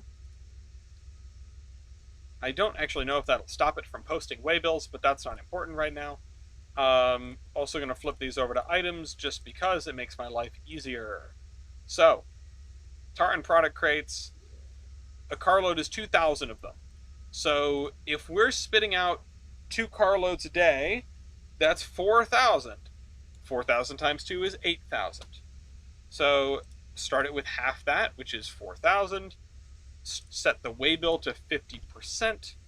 Set the tracks to load into vehicle. And then we need to do this. Take 1 character K and 1 character L. Now it feels like a very strange Factorio mod. And make Tartan product crates with them. Every 21,600, we want you to consume 1 of that and 1 of that and produce 1,000 product crates. There we go. And industry is almost ready. Add product link from Aeolus bread, corn to Aeolus bread.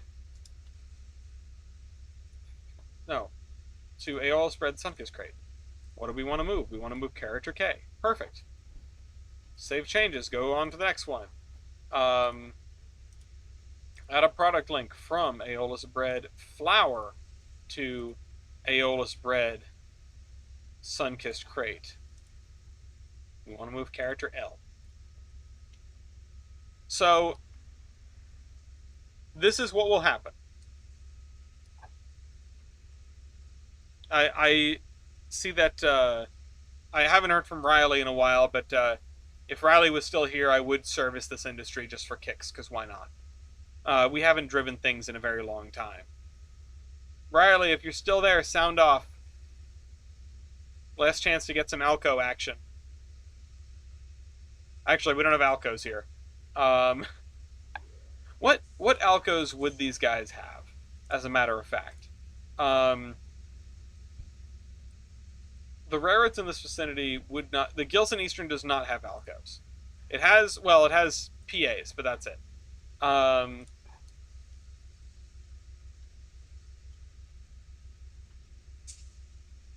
But anyway, yeah, so this is... We did it. We did an industry, guys. We made it. Now we only have a zillion more to do along this waterfront.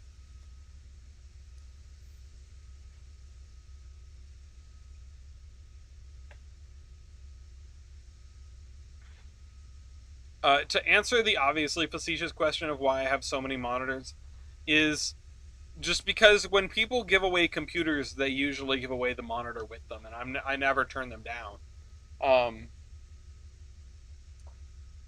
Is that dumb? A great question. Anyway, all right.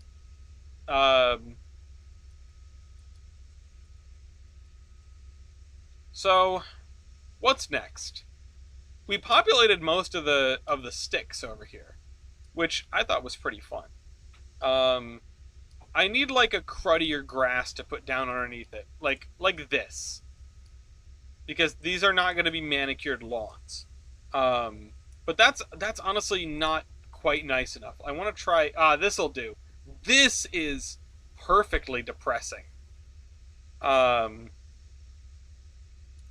But we're gonna have to spruce this up with other colors, with other grasses at some point, because some places are gonna have a nice lawn, some places are gonna be doing no grass at all. We're talking dirt and leaves and mud. It's the wrong side of the tracks, you know. It's the impoverished side of town. But it does make me feel better to actually paint it instead of leaving it as grid. It makes me feel like it's that much closer to being done, which it's really not. But there aren't going to be really many fences over here. I think that's going to be kind of a rarity.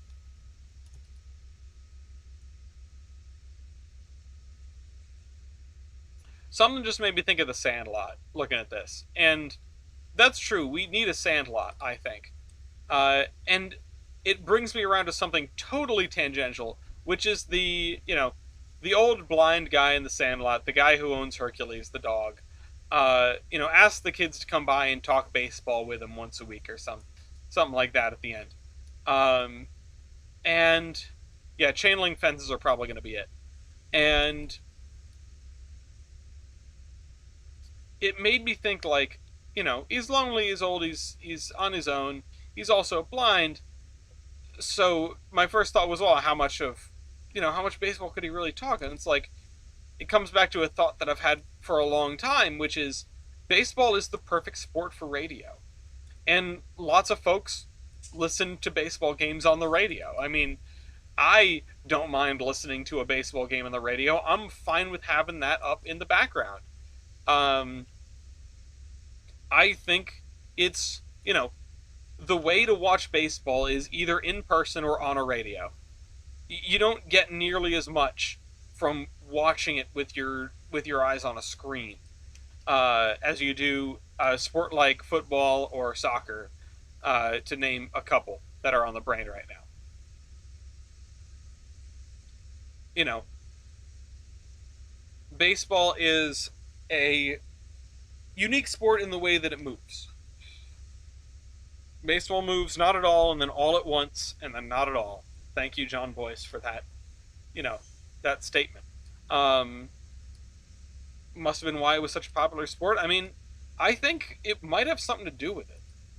It is it is a sport that is easily digested as long as you have a half decent commentator. It's a sport that is easily digested through audio alone.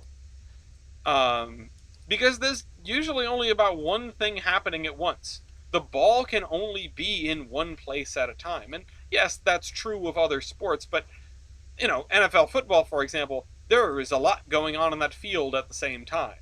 Uh, you can say the blitz comes in, and that could mean a million different things, really. Uh, whereas baseball players, there's a line, and that's where they run. Uh, you know, I'm not saying the rules of baseball aren't complex because there are some things that are well beyond me, but it's a fairly simple sport, and honestly, I think that stands like as to why it's no surprise that that is a sport that a lot of kids learn because it's easy to pick up. You swing a bat, you hit a ball, you run. You know, if you're out there, you catch it and you throw it to somebody. You throw it ahead of where you throw it to where the person's running to. Um,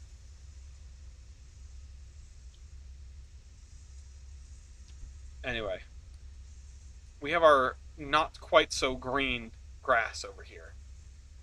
Um,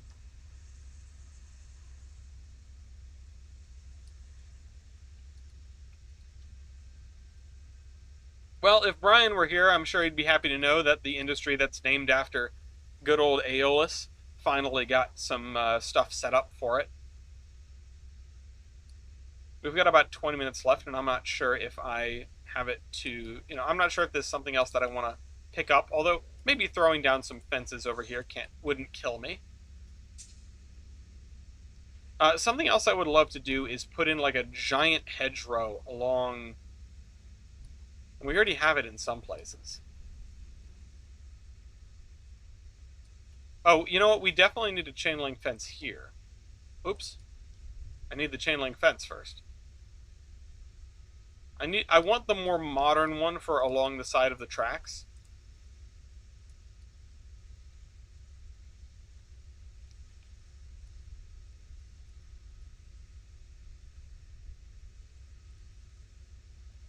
And then also for along the side of the power lines. I don't, strictly speaking, know if doing chain link fences along power lines is typical, or even typical in this era. It just seems like the thing to do. So I'm going to do it.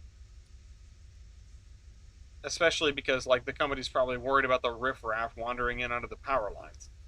You know. Whatever they're thinking, they built a fence. And it comes up to here. And then it comes up to, let's say, about here. And then it's going to turn into a corrugated metal fence. Right about here.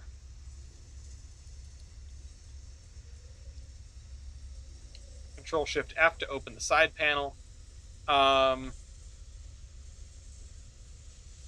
We got a mesh fence. That's basically a chain link fence. We could use that somewhere. Yeah, that is a chain link fence. Okay, good to know that we've got other fences that are chain link fences under the name of mesh fence.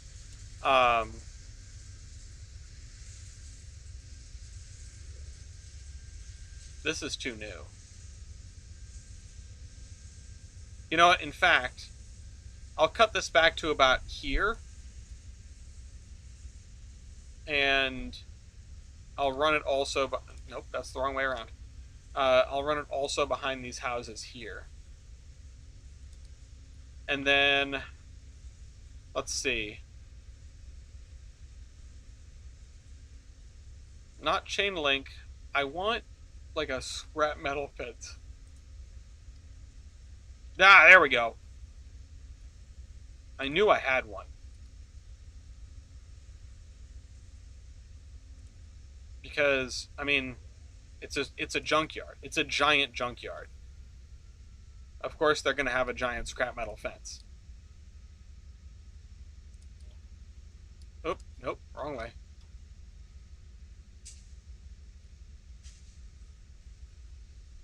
Let's do this.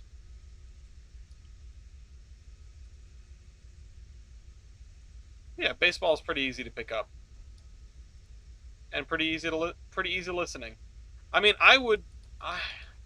if I wouldn't get in trouble, you know, if I wouldn't get my pee-pee whacked by the YouTube copyright police, I would put on like a baseball game in the background here. That'd be fun to have, to be honest. Especially with the Red Sox going nuts, like, it's great. That's kind of funny.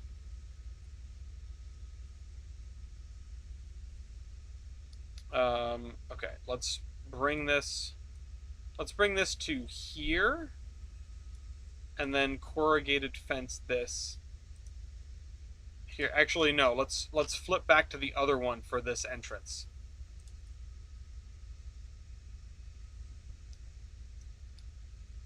This, I wish I had, I don't know if I have, I would love to have, like, piles of cars.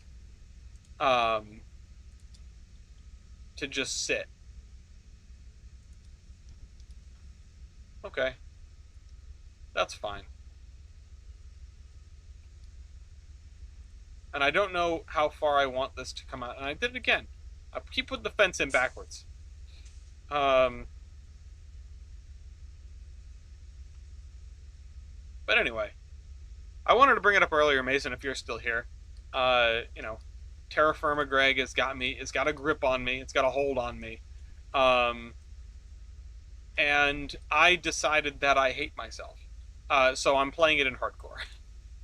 I'm not playing it in hardcore strictly speaking. I'm playing it in semi-hardcore. I'm playing it in Cogger's style hardcore, or, you know, hardcore Iron Horseman server hardcore. Which is to say, you know, when I die, I get teleported a zillion blocks away, and I'll never see my last base again, but I know it's still out there in the world, and I could theoretically find it. Part of me does want to throw in the Just Stargate mod, so that I have like a possibility of someday rediscovering home. But I don't want to mess with it too much. It's just, you're dying. You die and you start again. And At that point, it is a question of what is the point, and the point is, I don't know, I'm more entertained that way. Also, since it randomizes your spawn position, it it means that sometimes you'll end up in like the southern hemisphere where the seasons are inverted. You'll end up in all sorts of weirdly different climates. It is climates, yeah, all sorts of weirdly different climates, and it is very much just a like, okay, survive. Um, I kind of do want to add just Stargates though. I think that would be neat. Um, I haven't messed with the new version of just Stargates, so that would be kind of a fun thing to do. I would maybe next time I die, which I'm sure will not be far away.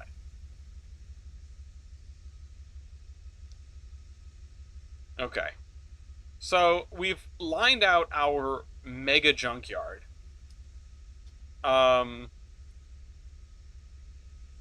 Junk. Oh, there was the thing that I was looking for and talking about. Car pile. What if I just make a million of these? Junk hangar. This is not a hangar. This is a Quonset hut.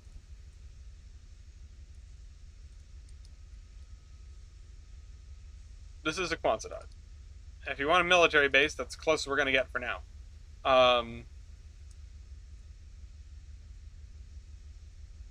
Junkyard gate.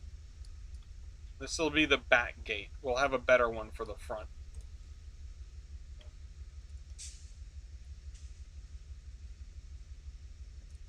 Hangar, I barely know her. Boosh, got him. Unfortunately, Terra Firma Greg pushes my CPU to the absolute limit. Second best single core performance means nothing when you are using all of the cores all of the time at absolute maximum. It's rough. I honestly have struggled to play a little bit here and there. Okay, so we've got all sorts of garbage. I think... Oh, there's pizza boxes. I kind of want to just, like, throw down a whole bunch of stuff and just call it a day. Refrigerator. Or, sorry, washing machine.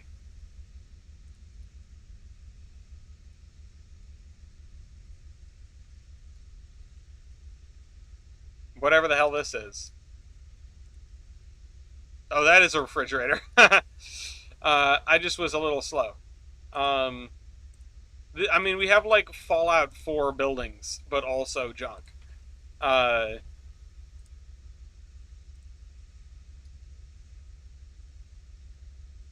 that's another washing machine. It's, you know, it's funny because I'm thinking like, I don't want everything to be super recognizable, but this is going to sound profound and isn't. Everything in a junkyard was something. You know what I mean? Like, all of this junk was not junk at one point. All of these things are made from stuff that was stuff. I hope what I'm saying is making a lick of sense. I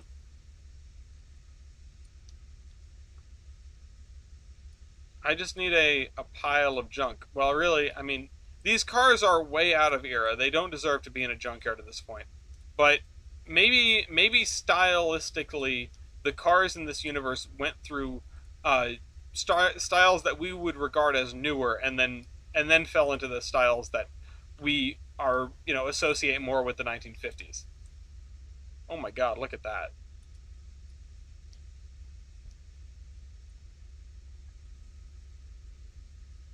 Oh yeah, we got some stacks of cars going on now. Automotive recycling.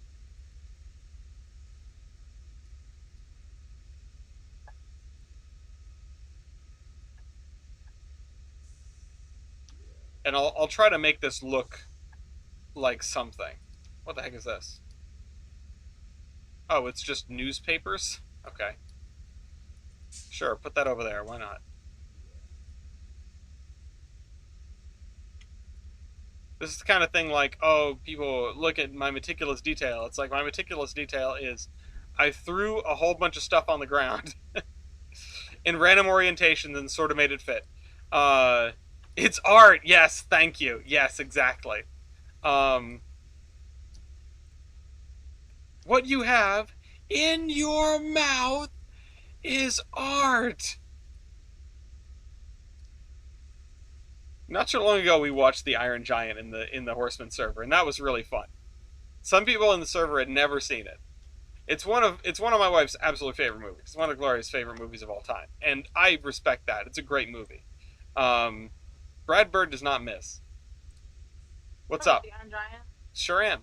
Hell yeah. Because I'm making a junkyard, and Wolfman says it's art.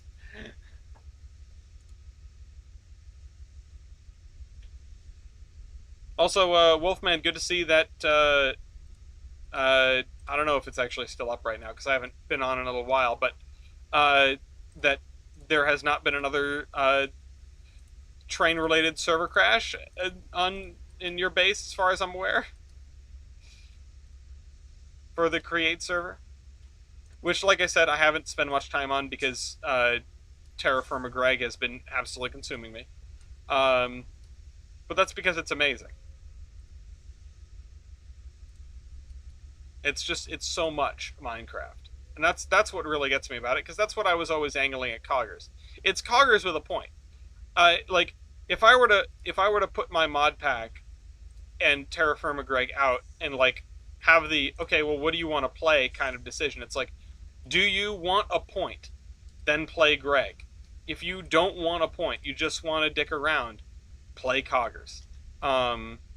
Not train related, just regular unknown crashes instead. Yeah, we still have not figured out. We still have not figured out why the random crashes are happening. But like, do not hesitate to ping me if and when it does. Because if I can't put it up right away, then I won't put it up right away. But if I can, I will. And otherwise, at least then I know that the server is down.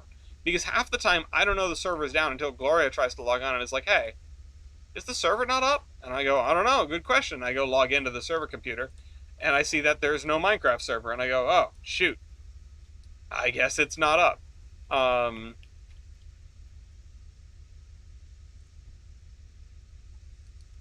So, yeah. Does Terra Firma Greg have Wound in it? Terra Firma Greg is the largest rarity possible of Minecraft mod packs. It is what it is. Yeah, these are such Fallout buildings.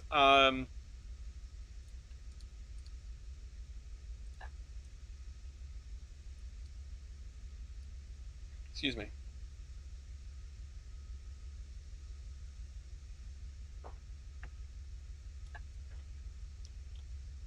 There's going to be so many assets here, it's going to be tough to look at.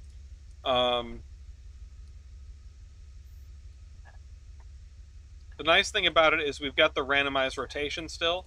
So when I put all this stuff down, it just puts it in a random orientation. Because, like, that helps. That helps a lot with the randomness.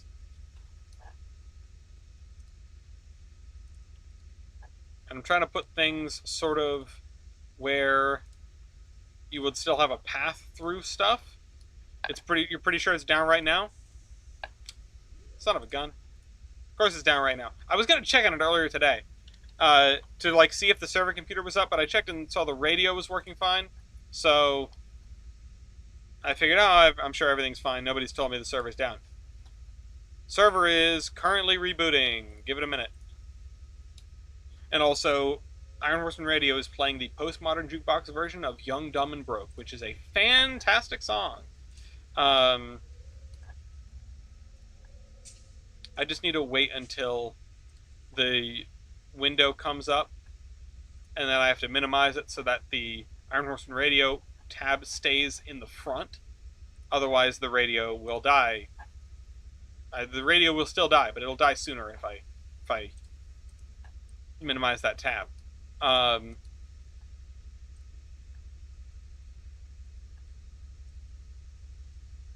Lots of refrigerators. Guess people were really getting rid of their refrigerators in this one. There we go.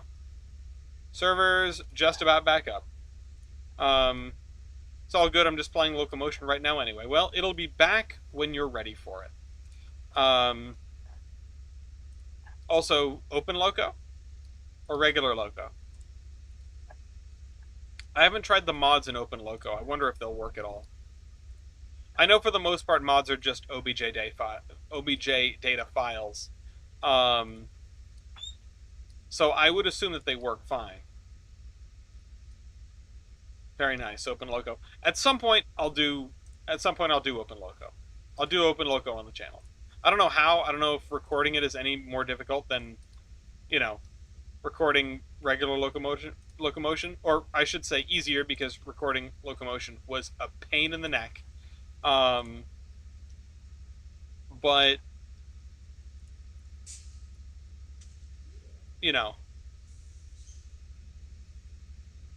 all the quality of life stuff has been awesome. I bet. I want to try it. I really do. I I think that one of the things, something that I would love to do, given time, of course, is a series where I go through the locomotion scenarios from easiest to hardest, and I give everything one chance, basically. I play until I fail a scenario, and then I'm done. Like, the series lasts as long as it takes for me to mess up a scenario.